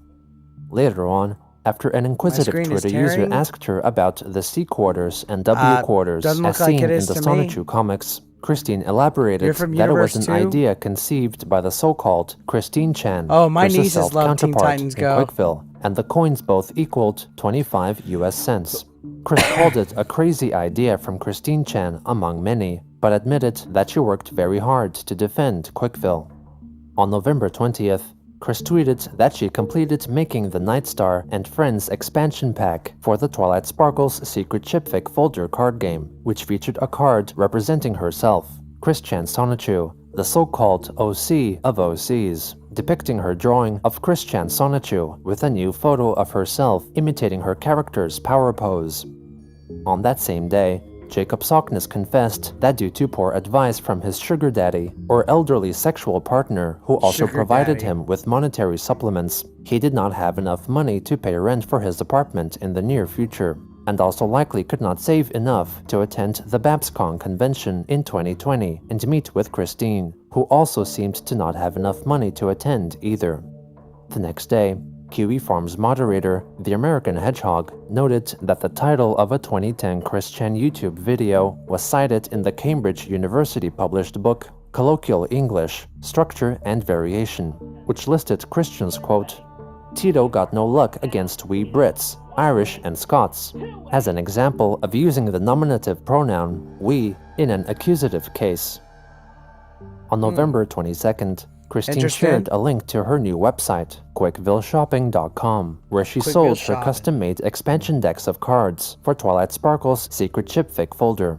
Twitter followers complained about the high cost of the cards, but Jacob defended her, claiming he was going to use them as tarot cards, or a means of gaining insight into one's past, present, and future by drawing and interpreting cards. On November 26th, Chris livestreamed herself playing a solo game of Twilight Sparkle's secret chipfic folder for 1 hour and 36 minutes. I am not reading your comments, so your hate is not being heard at all. Hey, Maker, shout out to you, Maker. Here's your nightie. He's a good boy. And there's a cat. Off, boy. This is our little baby. Get off the table. He always has So cute without looking further cats. ado, let's get to shuffling. You okay, Daisy? I'm not reading your comments. So, fooey on you, haters. Dog sounded like she was Yeah, why not? Since this coughing. is a gender change card. surprised we'll Chan just never say got the wild goat to MTG his pony male cards. now. They had Magic the Yeah, Gathering Jam pony stuff. cards? There's another jerk up. Sandy. There's Walsh. There's Walsh. Okay? There's the epic online party. And the remnants of fucking blue spike. Fuck. Fuck the. Fuck the. No, no, no. Method acting. Okay. Don't hurry, when this go when 3 male ships have been played in a single turn. Got a jerk ops. Yeah, we had a jerk Okay, ops. so anyway, after this also, I'm thinking my brain is going out of order. Essentially what's going to happen is I'm going to be talking with vendors and online sellers and who sell secret ship fit cards, and I'm going to talk with them, and I'll let them sell my deck and expansion packs between their websites and at conventions, including BabsCon. So, At around that time, one of Chris's paying patrons stated in a Discord conversation that they still had not received any Sonichu issues as promised. They also noted that their boyfriend had sent Christine a letter telling her to stop trusting Sockness, attempting to bribe her with $9 and some magic cards. On November 27th, after reading Jacob's most recent tweets, she confessed that even though she loved and cared for him, she could not be close to him due to unknown reasons caused by the merging of dimensions. She added that people should stop bullying Sockness for the things he said while under possession by Jacoba, after declaring news of a great struggle that was to take place between the Earths of 1218 and C-197 and the evil Rokot Empire of Kidasuna. Wonder what She Jacob reiterated Sockness is up that to she now. could not be Jacob's sweetheart. What's Jacob and up pleaded to now? once again for people to stop bullying him. The following day, Jacob created a new Those Twitter gloves are account, sport. I was asking Goddess earlier, Emmanuel, why does he playing wear? on Why does Christine's Chris belief Chan of the feminine wear god gloves? creator, and shared with her a Like, I falsified didn't understand direct that. message from YouTuber Gibby he made himself, which purported to show Gibby's communications with Null, revealing that he lied about Sockness in his videos, was part of the Idea Guy saga, and was directly involved with stopping the merge. Chris replied to Goddess Emmanuel, claiming that she knew of Gibby's vicious intentions and manipulations. However, her decision to push back Jacob's advances was not caused by Gibby's videos, and it was largely because Sockness had for the moment expended his usefulness. Chris remained confident that the merge would not be delayed and would not fail, in spite of Gibby's bullshit. Also on November 28th, she made 2 tweets to commemorate the American holiday of Thanksgiving, writing that she was thankful to Listen be to that in better music, it's communication with her supposed putting the, spouses and new people she the had theme met slowly over the into year. it. That's crazy. Furthermore, she was thankful for her growing It was powers like a new and version the of it. dimension merge coming closer to fruition, and her abilities to discern the legit from the bullshit. After a decade-long cycle of bullying, mistakes, and ill-judgment-ridden adversity, Christine found solace after rejecting the reality that treated her so harshly, greatly aided by individuals seeking some semblance of internet notoriety, driven by the misguided belief that they were contributing to a story of historical note. Chris's life was one that no one should envy, nor influence, for if left to her own devices, She may not believe it was possible to escape her consequences in search of a better life. Damn. Is the April Fool's episode up? Is that one that I need to watch? I don't think so. All right. We're on the last one for right now, guys. What a fucking journey. What a fucking journey this has been. Holy shit. Part 74 episode is still here on YouTube.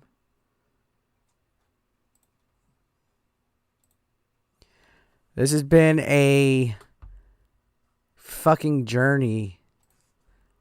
What do you guys think of the Chris Chan saga so far? I don't think we're going to get to the mom stuff on this one. We're 6 likes away from 50, by the way. If you have not... What's up, Basement Band? If you have not smashed that like button... Hey, what's up, 3Frame? If you've not smashed that like button, smash it. Let's get to 50. And, you used to go to sleep listening to this? That voice is soothing. But yeah, we're one more away. Let's get to 50 before we start. Let's get to 50 likes before we start the final chapter. I'm stoked. I feel it's like a bittersweet feeling, right? It's like, what do we do now? What's 8-Bit Eric gonna do? Am I gonna play video games? Fuck no. Nobody watched Legend of Zelda when I was streaming it. Why would I play video games? We'll have to watch some other rabbit hole type of stuff. Maybe some DSP content, something like that. But let's go ahead and we'll get to the next one here in a minute.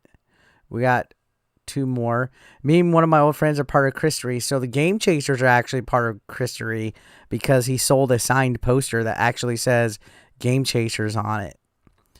You suggest Cyrax? I've heard that before.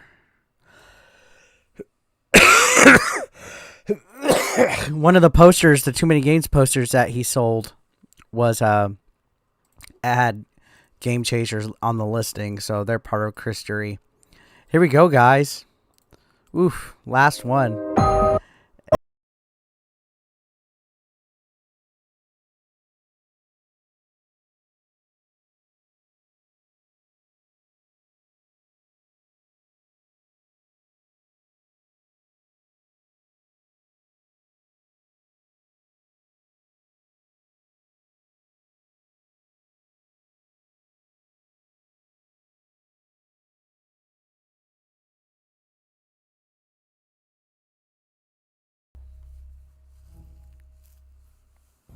On November 29th, 2019, after Christine told Jacob Sockness that she could not be his sweetheart, Jacob ordered her on Twitter This is only to 10 wipe days the ago. Twilight Sparkle's secret chipfic folder expansion deck commemorating his imagined world of Kidasuna from her mind, since he claimed copyright over the stories and characters she used, and would only let her use the cards. He didn't like it that much. I'm sorry. Chris conceded, but alleged that she experienced seems to be the kind of slavery rude in when people make Kidasuna fan art. herself, and that her memories could not be copyrighted. Sockness, however, persisted that he owned the names used on the cards, and that she could not sell them without his permission. Over on the online conversing application Discord, in the Arbitrage Quick Alliance server, where members of the Place Discord server roleplayed as their CPU personas, Chris confirmed that she had reserved a room to stay in while attending the My Little Pony-themed convention BabsCon that was to take place in early 2020 in California, though she still had to plan the train trip to get there, among other details. She admitted that she did not include Jacob in her plans at all. Your In friend the asked server, how the stray Chris cat also was doing? revealed her daily schedule, which included taking medicine in the morning, followed by meditating while playing the game Tetris 99, I love and going Tetris out 99. on errands while walking at a brisk pace, That was a with good game. occasional bursts of fast running speed on impulse. On November 30th, the enabler, Righteous for Quick, posted a photo of a custom-made Henshin device, inspired by the Japanese franchise Kamen Rider, which purported to grant its users temporary powers of a CPU, or a Sonichu or Rosechu. He then posted an animated GIF of a transformation initiated by such a device, as seen in a Kamen Rider game. Chris responded, expressing her interest in the device, and asked Righteous to discuss it with her through Twitter direct messaging. Mario On December 35 3rd, was awesome. YouTube user The Sergeant at Arms, a seeming fan who exclusively archived Chris Chan-related videos and collected Chris Chan memorabilia, uploaded 2 videos Damn, look showcasing at that. his own Look at that custom-printed shrine. Twilight Sparkle's secret chipfic folder cards, which depicted the villains throughout the Sonichu storyline. After watching the video, Christine emailed the Sergeant at Arms, informing him that his cards were not perfect, and let him know the correct image format. I might have to played it use. with Chris Chan. She added That's a that good she point. wanted to use the There's no way to expansion tell pack if we for could. herself, and If we offered did. to help him make the cards better for the game. Soon after, Chris sent to Sergeant They wanted it to be a direct limited thing messages for the via 35th Discord anniversary. To let him know that Who she knows? was happy to be of help and approved of the expansion pack. Nintendo. On December 4th, she returned to tell him that from the information she gathered by watching the videos, she remade some of the cards after making some improvements, providing him with the files. After another day, Christine advertised on Twitter that, with the permission of the Sergeant at Arms, she recreated the full pack and made it purchasable on her new quickfillshopping.com website. The Sergeant at Arms later revealed that he did indeed give permission for Chris to use his card ideas. On December 6th, YouTuber and artist Project SNT posted a video of her illustrating Not the wrong. reimagined appearances of the chaotic combo troupe of characters from the Sonichu comics. Chris wrote vaguely of her irritation and dislike of the redesigns, being unable to justify her aversion to Project SNT's drawings. She left a comment on the YouTube video, claiming that a lot of the redesign choices triggered her bad, accompanying her comment with a slew of emojis representing shock and disgust. The next day, Christine dramatically confessed that she was in pain. She further elaborated that she was dealing with a urinary tract infection, writing her thoughts and feelings via sentences constructed with words out of order. She also hinted that she had sent Project SNT, or Courtney, an email concerning the chaotic combo redesigns. She later revealed in the Play's Discord group that the email she sent was impulsive and rash. In addition, in response to watching Project SNT's video, Chris began developing a strong interest in the tabletop game Dungeons & Dragons, which was cited by Courtney as an inspiration for I've her never redesigns played that. I of the still want Sonichu to. characters. On December 8th, Chris showed off her newly created expansion deck featuring lore and artwork created by her Twitter enabler, Helena G. Fiorenza, who often posted composite photos purporting to show her spending time with Magi-chan. One Twitter follower ridiculed her for a card that showed a still frame from the video taken by the so-called Teen Troon Squad, wherein Christine seemingly embraced and kissed her supposed wife, Crizel. That was such with cringe. Helena's drawing of Crizel placed into the scene. Chris defended the moment, stating that it actually happened, and that her teenage friends did not mind the interaction, calling anyone who mocked them neurotypically hindered. Another Twitter user declared her former friends to have been trolls, to which Chris wrote that she allegedly knew they were trolls, but added that they were also kind individuals with good intentions, telling the user that she would not listen to their bullshit. When other users pointed out that she may be sued for selling cards using the My Little Pony name Twilight Sparkle, amongst other critical remarks, Chris called those critics neurotypically hindered as well. Neurotypically Christine then hindered. advertised her complete set Trying to of sound all her intelligent. custom decks for sale for $330 in time for the Christmas season, with many followers complaining about the seemingly unrealistically high price. In response, Chris listed a breakdown of the printing and shipping costs involved, legitimizing the listed price, concluding with, "Any further questions on their pricing, you neurotypically hindered trolling stupids? Where's the comics? These cards are part of the comics, Dundernuts. Shut up. Dundernuts. Put up. I'm sick. Good night."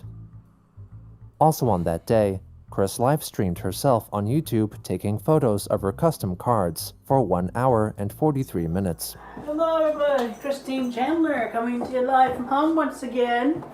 Today doing something completely special because we pretty much have enough products to actually take good photographs. So I'll be using my second phone. I got two phones. One for the trolls and one for One for my trolls. One for my trolls. And one I got for my two homes. phones. I got two phones. He's One singing for the that song. boys, one for my friends. You think I need two phones? You're recording with one, you're taking pictures of the other one? I think that's a pretty good reason. Baby, don't mess with that. My cat, baby. Hey! Don't mess with the cable. Don't mess with the cable. But, yeah. Here, buddy. Now it's a cat video. Here's cat video. Here's your cat. No. Alright, I'll let you go. But yeah, don't mess with the cable. I'm recording here. You mess with the cable, you mess with the power system. We'll do a splay here. So there's Mega Wild. He needs his tail to be a leaf. It's gliding properties. Run, cat, run. Make Yeah. him able to fly and jump higher. Don't give him a big That's not the old cat your booty friend was picture. He's talking gonna stay about? out, Courtney. Come on. God, that really triggered me. Anyway. Excuse me. From the stress I had of watching that video with the redesigned chaotic combo, allow the cold virus to get in, and that's what I've been dealing with yesterday and today. Hot warm tea with lemon. I had to deal with really messed up brain. That's why I ended up not on purpose, just Wizards are ended like, up yeesh. making scrambled sentences. Alright? That's why my brain was really fried from the virus that was coming in. Got stressed. It took advantage. I have positivity and optimism and as calm and clear mind as possible for meditation to stave off. I've been able to stave off viruses for months. And then this fated event, this fated triggering set happens, and I just...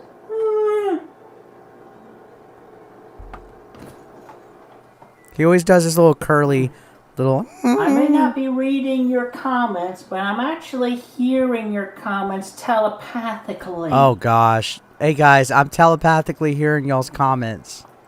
So that you know.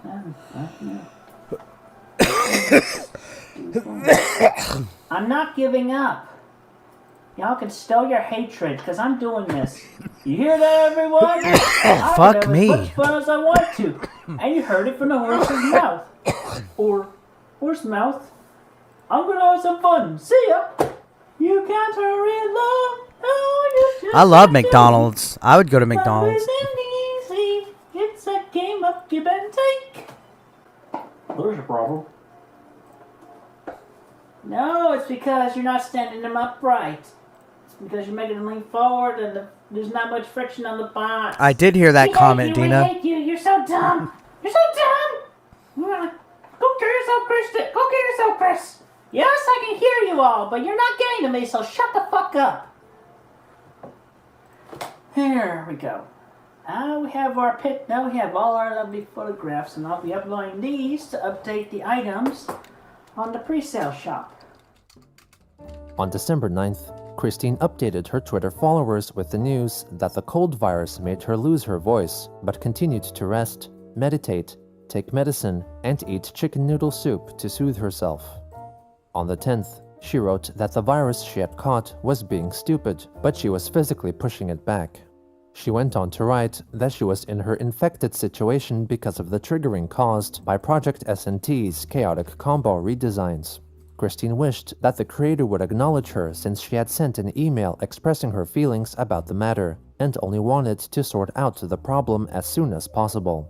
She closed by asking her followers to not troll Project SNT. Courtney herself privately admitted that she would be publicly ignoring the situation. Soon after, a Twitter follower updating pointed the out that thumbnail since Chris for believed this. in a multiverse theory and that characters were not created, then she should not have become upset over Project SNT simply chronicling alternate dimension forms of the chaotic combo that existed. Chris had difficulty in acknowledging their reasoning. In response to another Sorry, I one didn't of mean her to cough in critics, y'all's Christine fucking ear. explained what made her triggered. I did get epic triggered from Project SNT's poor redesign choices on 4 out of 5 of them. They actually are moreover separate individuals than redesigns, which does throw me off. The only exception is the punchy Sonichu redesign, the worst culprit being the wild Sonichu redesign. He needs his leaf for better gliding and flight than a large tail could ever do, and Sonichu ears are typically long, and yet, regardless of this, apparently there is something deeper than that just sets off my subconscious worse than that moment at Too Many Games, where I went hedgehog. Worse than that, he went this hedgehog. Resonated a reminder in my subconscious that was like hell to me, and I am still racking my brain trying to figure out why for myself. Neck down, the image is not offensive at all to me. Neck up, triggered! I cannot even look at it directly. It freaking bothers me like worse than hell. The only theory I can gather is that it reminds me of someone of really awful intentions or design. But at the moment, at Project SNT, it badly reminds me of Dave the Intern and Justin Bieber. On December 11th, Chris wrote in the Gameplay's Discord that she was apparently projected to Dimension CS89, which was a universe inspired by the tabletop game Dungeons & Dragons, and was also the location of Rule Quick, Chris's imagined kingdom inspired by Hyrule, as seen in the Legend of Zelda video game series. Christine claimed that she brought from CS89 her own self counterpart, some treasures, and a so we're in couple of December of characters from the 2019 right Hyperdimension now. Neptunia game series over to Dimension C197 for their own safety, as there was a merging of those dimensions as well. She then relayed the same sentiment via a Twitter thread, adding that Courtney's redesigned Sonichus and Roastchus were from Dimension CS89 as well. She claimed that the triggering of the redesigns was in fact caused by a disturbance in the aforementioned dimension. On that same day, Chris revealed a newly drawn Twilight Sparkles secret chipfic folder card depicting Chris-chan Sonichu's conversation with Courtney's original character, SNT, who possessed a quote-unquote inhabitual attraction to which Chris-chan was immune. Christine added that she was open to the idea of featuring Project SNT's redesigns in an expansion deck of cards, letting the artist know that she had Chris's email address in the case she was interested in collaborating. On December 12th, Ali Hirschberg, Chris's supporter and frequent fundraiser founder, mentioned that he finally received his promised custom Twilight Sparkles secret chipfic folder expansion pack of cards, but noted that he had yet to receive a Magi-chan medallion, which he ordered and paid for. I need to order a Sonichu Sonichu medallion. Christine wrote that I'm she gonna had get been one sick even if and it's was still third party. recovering, in addition to everything else, reassuring Ali that she had not forgotten him. She then added that while she was slowly getting better, her supposed wife, Chriselle Roastchu, had apparently contracted her cold, but was being tended to by Chris and their other supposed spouses. The next day, Christine once again changed her reasoning for getting triggered at Project SNT's redesigns, now stating that it was because Wild Sonichu looked like a Rokot grunt, or a malicious henchman of the Rokot Empire, inhabiting the world of Kidasuna, as introduced to her by Jacob Sockness. Chris soon after tweeted at Project SNT again to let her know that she managed to solve the problem occurring within the Dungeons & Dragons style dimension CS89 by transforming herself into Chris-chan Sonic Cleric, inspired by the Cleric class of D&D character, and fulfilled a mission. It was also at around this time that she began I'm gonna make my own playing comics, the massively fuck it. multiplayer online game Dungeons & Dragons Online. On December 13th, Chris expressed her displeasure at seeing a list of top 100 memes of the 2010s compiled by BuzzFeed News because it did not include her, despite being memed and bullied by trolls since 2007, noting that Spumbles Blue, or the cartoon character SpongeBob SquarePants, was voted as the #1 meme. Finally, she tweeted that she apologized for her reaction. A wrestling at comic? Courtney's Nah, redesigns, if I was making a now comic, it admitting wouldn't be that about they wrestling. And the video were very good. But I On get you, December that'd be 14th, cool, but Chris nah, I wouldn't asked make a members comic of about the wrestling. Play's Discord server if they could help her find out how Project SNT was feeling about what Christine publicly said, since she felt tense at the lack of a response. Chris did not want to pledge to Courtney's Patreon or join her Patreon-only Discord server because of past bad experiences with artist Doopy Doover and her half-brother Doopy Cole Doover. Smithy, who both refunded and rejected her patronage. Cole Some users Smitty. noted that they did message Project SNT about the matter, but failed to receive a response, telling Chris that it would not be right for them to keep pushing her for an answer. The next day, Christine asked the Play's Discord members to remove Sockness from the server. Later on, she wrote in the server of her dream, in which she was in the Walmart store in Charlottesville in the year 2004, and witnessed her past self, Christian, as he was back then, who became attracted to the present-day Christine, seeing her as a pretty woman, and began pursuing her. Christine became freaked out and turned her head upside down to scare Christian away. Upon awakening, Sorry about my Chris smoker's noted cough. that she had better understanding of how other women thought of him back then. When asked, Christine analyzed the dream to signify that she was not fond of the person she was back then, naive, horny, and impulsive, Naive, as was horny, and chronicled in the Chris Chan, a comprehensive history YouTube series by Gino Samuel 2.1. Meanwhile, Christine proceeded to draw more custom cards depicting scenes and characters from Kidasuna, Jacob's creation, even though he told her they were his copyright and she could not use his ideas without his permission. On December 16th, Chris shared an advertising poster for her Twilight Sparkles secret chipfic folder cards, which was designed by Righteous for Quick. The next day, Chris claimed that a new Hyperdimension Neptunia game, VVV-Tunia, which featured interdimensional communication, was a sign of the dimensional merge.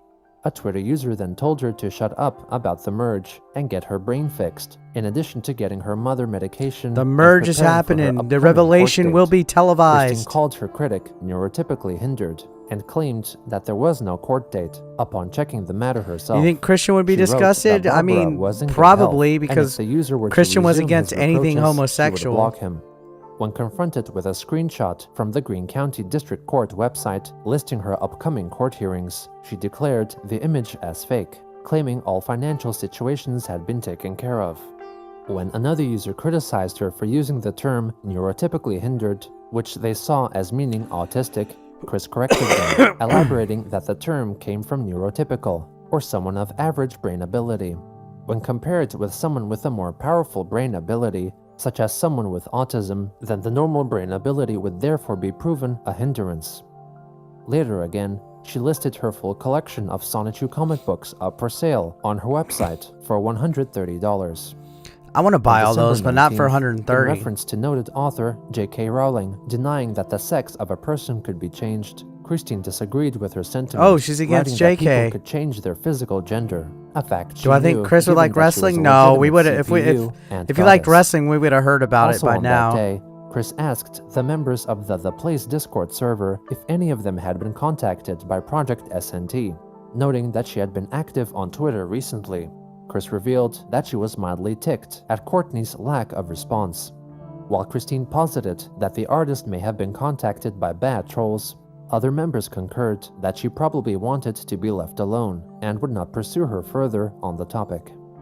During this time, Jacob Sockness, now operating his new Twitter account, Centralized Imperial Government of Kidasuna, continuously tried to lead Chris away from Maker Nightv and Ali Hirschberg, branding them villainous figures in a possible attempt to extend further control over Christine. Sockness's actions included encouraging an online acquaintance of Chris to hurt themselves and asking Ali for Maker's home address, under the misguided belief that they were romantically involved. Christine's online friends denied any wrongdoing, with Chris also The defending death battle, them, Chris but versus passed Chris. off Jacob's accusations as words he Like was Christine influenced into saying Chan by the versus demonic Chris Chan? Jacoba. On December 20th, Chris's garnishment case with second round sub was marked as closed for unknown reasons. 2 days later, Chris played another game of Twilight Sparkle's secret chipfake folder at an unknown location and posted photos of her shipping grid atop a table, notably shipping her deceased father, Robert, in his Sonichu form, Robert Chu, with her former classic striped shirt. To commemorate Christmas, Chris shared with her followers new artwork and custom cards depicting Sonichu, Rose Chu, and other Sonichus. On December 25th, she shared a new card depicting her mother, Barbara, reincarnated as a special Rosechew, nicknamed as a redneck tomboy, whose card had the ability to replace a shipped card on the grid. That's on December weird. 29th, an artist on Twitter publicly posted their illustration of Chris's pony character, Nightstar, after sending it to her twice, but failing to get a response. Helena Fiorenza notified them that it was because they made Christine angry because Nightstar was drawn in the style of the new My Little Pony series, Pony Life, which Chris did not approve. Chris herself interjected, noting that even though the drawing was cute, it was done in the style of what she dubbed Go Pony, which was something she did not like. Also on that day, Helena posted a photo of Christine lying down with Magichan drawn into the scene, as per Chris's request. Finally, Chris went to Project SNT's Patreon page to like a recent post from her. At the end of the year, YouTuber The Gamer from Mars traveled to Ruckersville, I saw a little bit Virginia of that to visit the other night, Christine actually. and I record looked it up. themselves I went down the spending rabbit time hole together, after somebody which would mentioned contribute it. to an extended YouTube series detailing Chris Chan's life that would be released at a later date.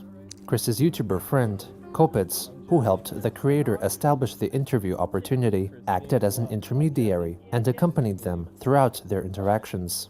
Yeah, let's go inside. We're gonna do the interview downstairs. Okay.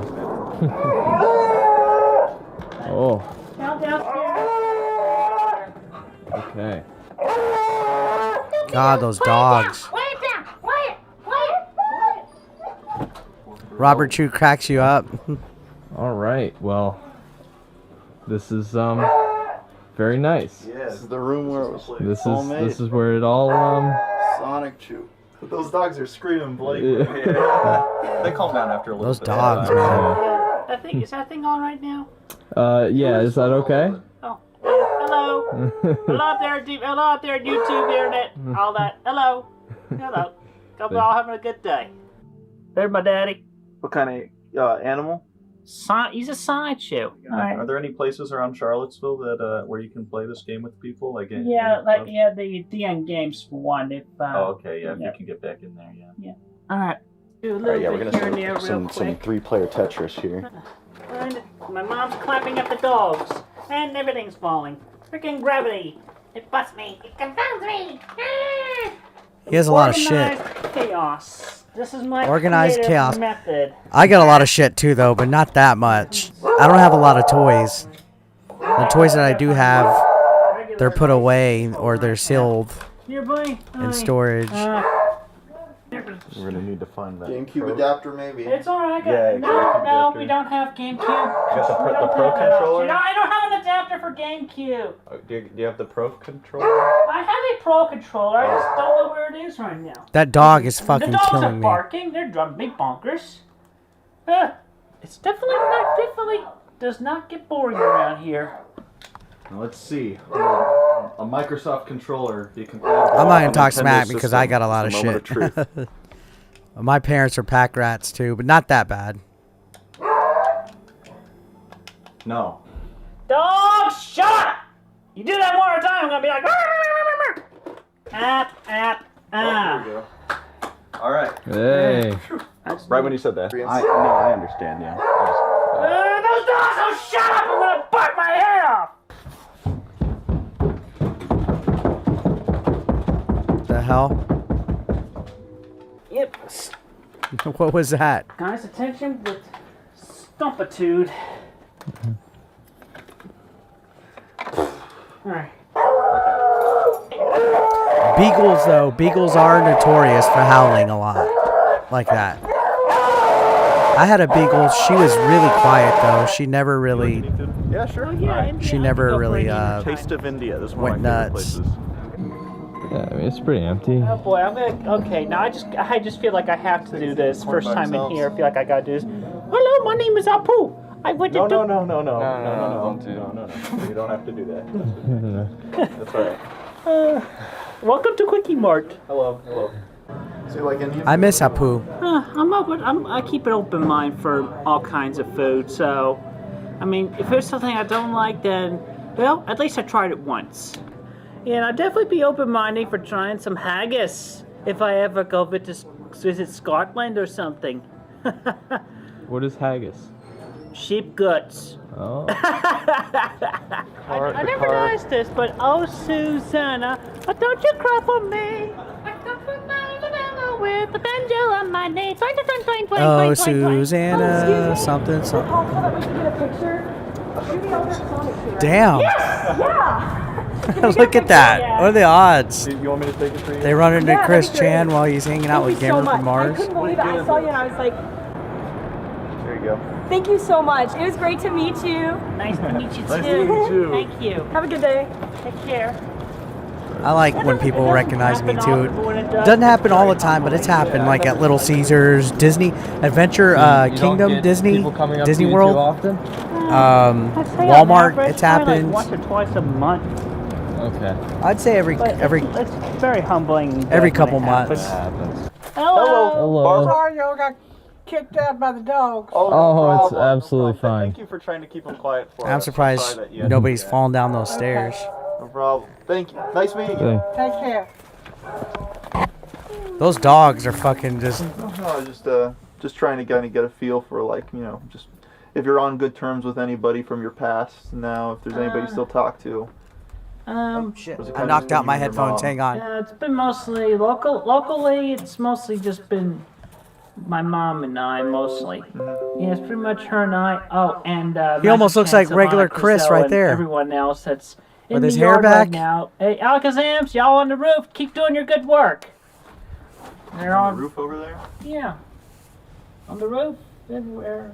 We got Pokemon all around. Talking about in this fucking yard. imaginary Yeah, I Pokemon? see them. I see beyond the Iron Curtain, which is just the barrier between this our dimension 1218 and their our dimension C197, where the majority of our OCs exist and coexist.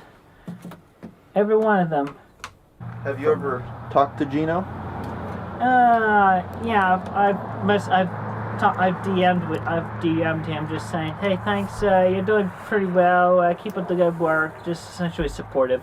Magichan Sonichu, your husband. Yeah. Yeah, he's always been there with me. Yeah, he's always been there with you, and Yeah, he he did had bare the minimum, but what I'm wisdom, saying is with his hair to back know like that, you know, All not to this react just looks to all like the trolls and everything, and that it old was all school trolls, Chris. But he is it right that he? Why didn't he tell you? Why didn't he tell you that? Because of the dimensional, because of the Iron Curtain, he's standing right here, right now. Right there. Yeah. Okay. But wait. So yeah, we got the Iron Curtain dividing. That's been dividing us, and I've had to be spiritually open. I wasn't as spiritually open, or I wasn't as open to him to hear him at the time, and this definitely Did you get that became more comb? obvious to me as I looked Helps. up in Gino Samuel, and then there were like a whole bunch of cringe moments where even Magic Chan was like, "Oh my god, I can't believe she did this." What was that quote? Moments. Quoting just when I quoted Leviticus to shame gays. And then took that, and they ended up taking that from Family Guy. And even Magic Chan had said back then, "You weren't supposed to take that literally, Christian. What the hell was wrong with you?" Something like that.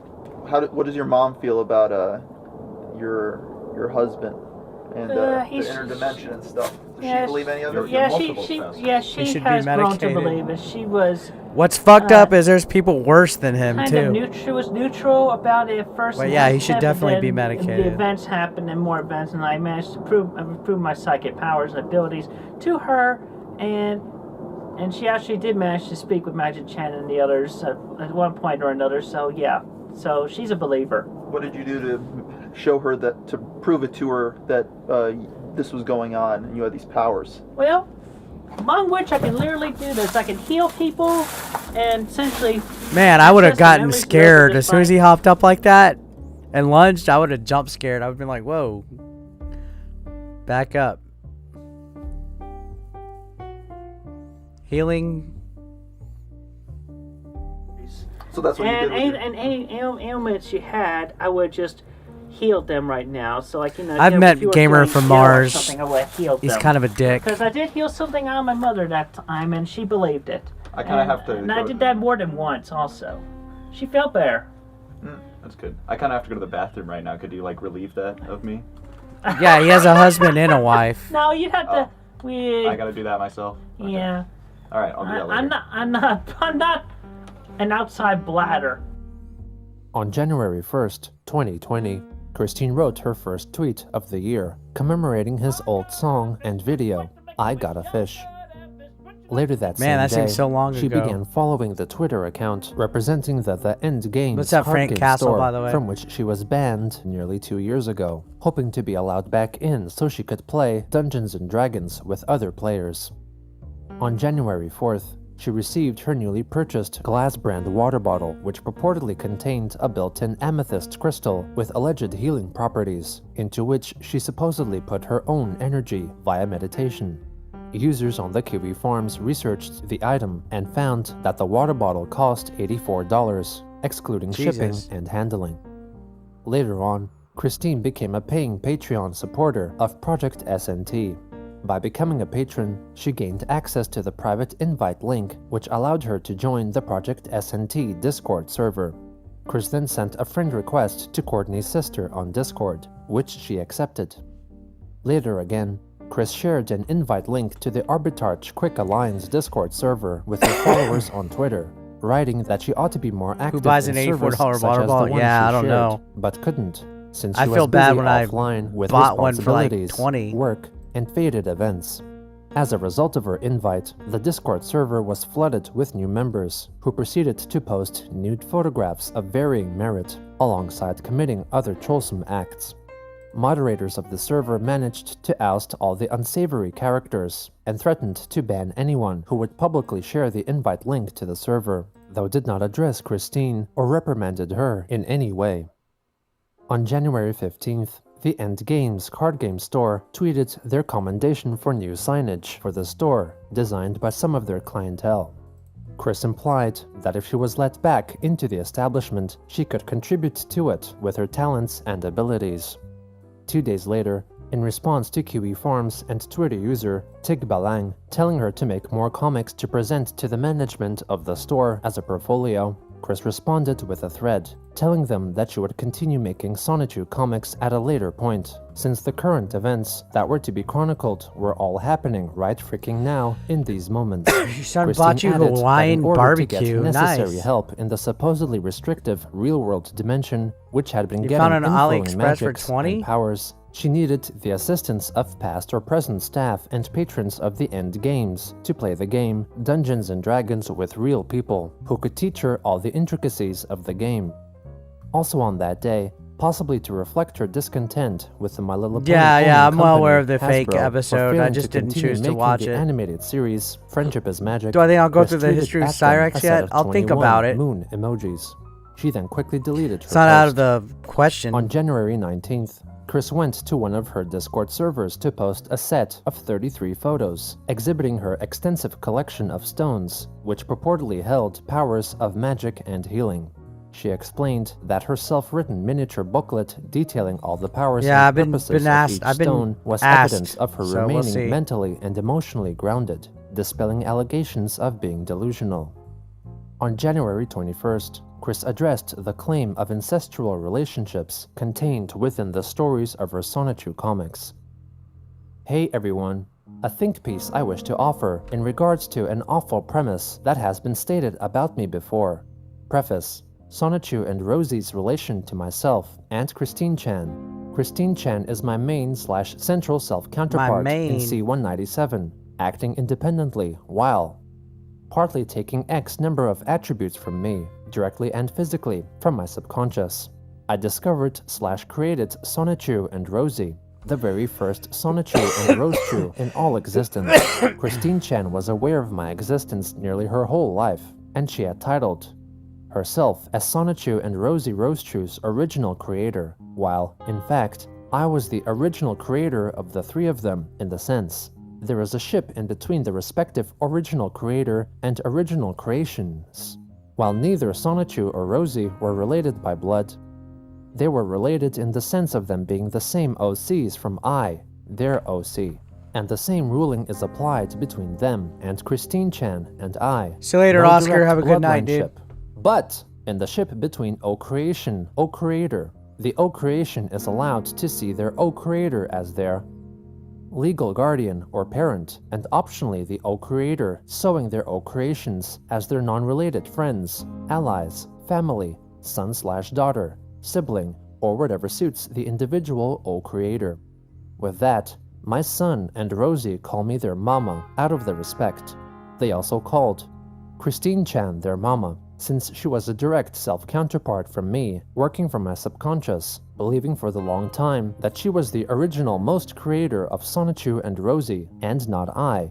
Yes, she felt omnipotent in that, and it did go to her head, but she got over that long ago when I made my better mark and participation activity in their area and lives. The hater-type trollish misconception of this relationship between OC and OC thrust it unnecessarily upon myself, Christine Chan, and Sonichu and Rosie, and, I quote, the trolls, without actually saying it about anyone, or even endorsing it at all. Incest being wincest. OMF me! I won't go into detail, but I am well aware of what it is and entails. But it is not considered incest at all when any relationship that happens between O creator and O creation that do not share any bloodlines at all. And I, personally, seriously disapprove of incest and would never practice it at all.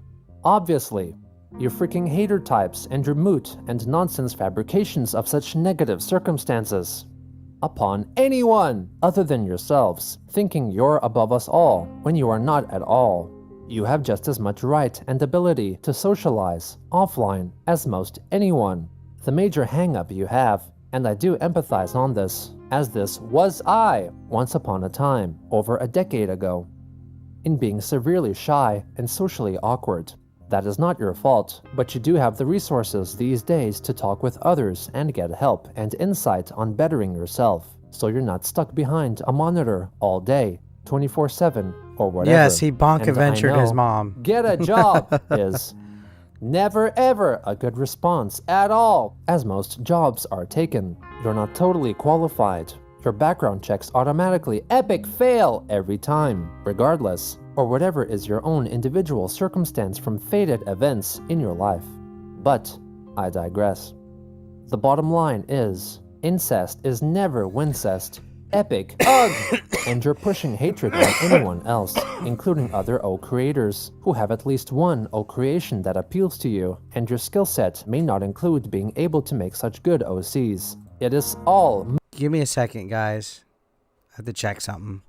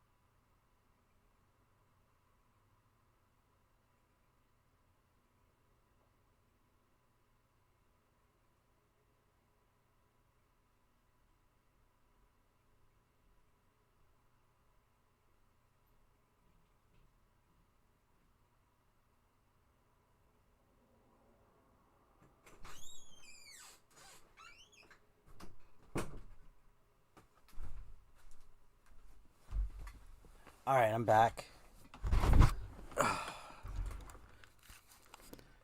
Sorry about that. Had to check on the noise outside. Moot and nonsense.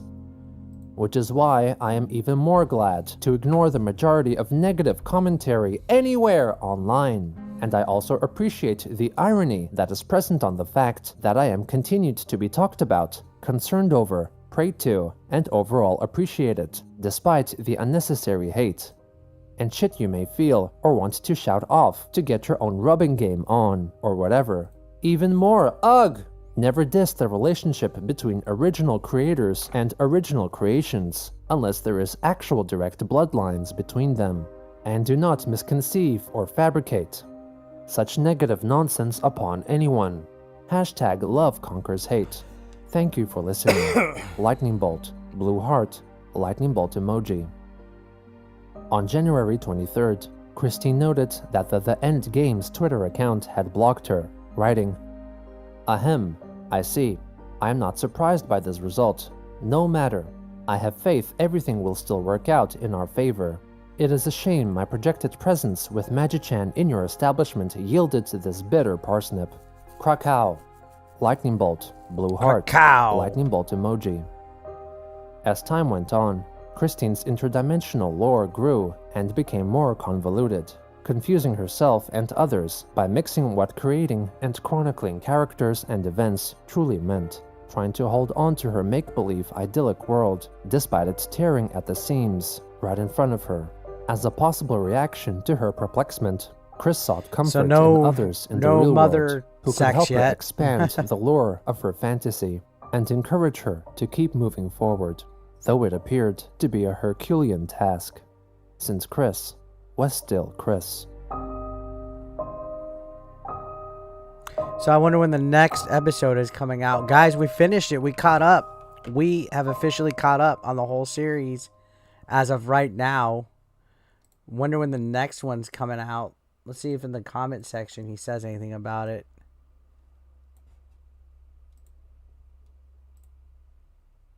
And that's funny. He said disapproves of incest. But then it happened. Yeah, I wonder when the next one's coming.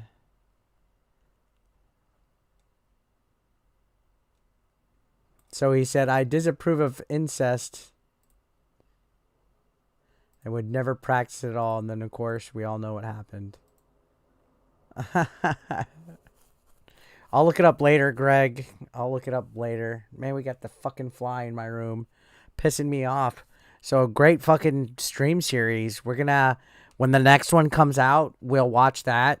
And then I'm also probably gonna look at the Cyrac stuff. Maybe some DSP. Maybe some other people. I don't know. On top of other stuff, maybe talk trending topics, do like a live show. I want to do some stuff like that. Appreciate everybody who's watched with me the last couple months. It's been educational, as Michael J. Fox would say. And also, earlier in this stream, I beat Tears of the Kingdom, actually. I beat the Ganon boss like about an hour ago or so. So I accomplished two birds with one stone tonight. I beat the final boss of Tears of the Kingdom. So, all right, guys, I will go ahead and bid you guys adieu. Check out my content that I put out today. I put 2 videos out. Go watch them. Comment, please. Thank you. Stay tuned for videos. I might stream tomorrow night. I'm not sure. Man, what are we going to do now? Maybe, guys, link me. Tweet at me or DM me. Facebook message me. Discord message me. Go in my Discord. Send me some suggestions. I'll see you guys later. Thank you. Y'all have a good fucking night. I appreciate y'all.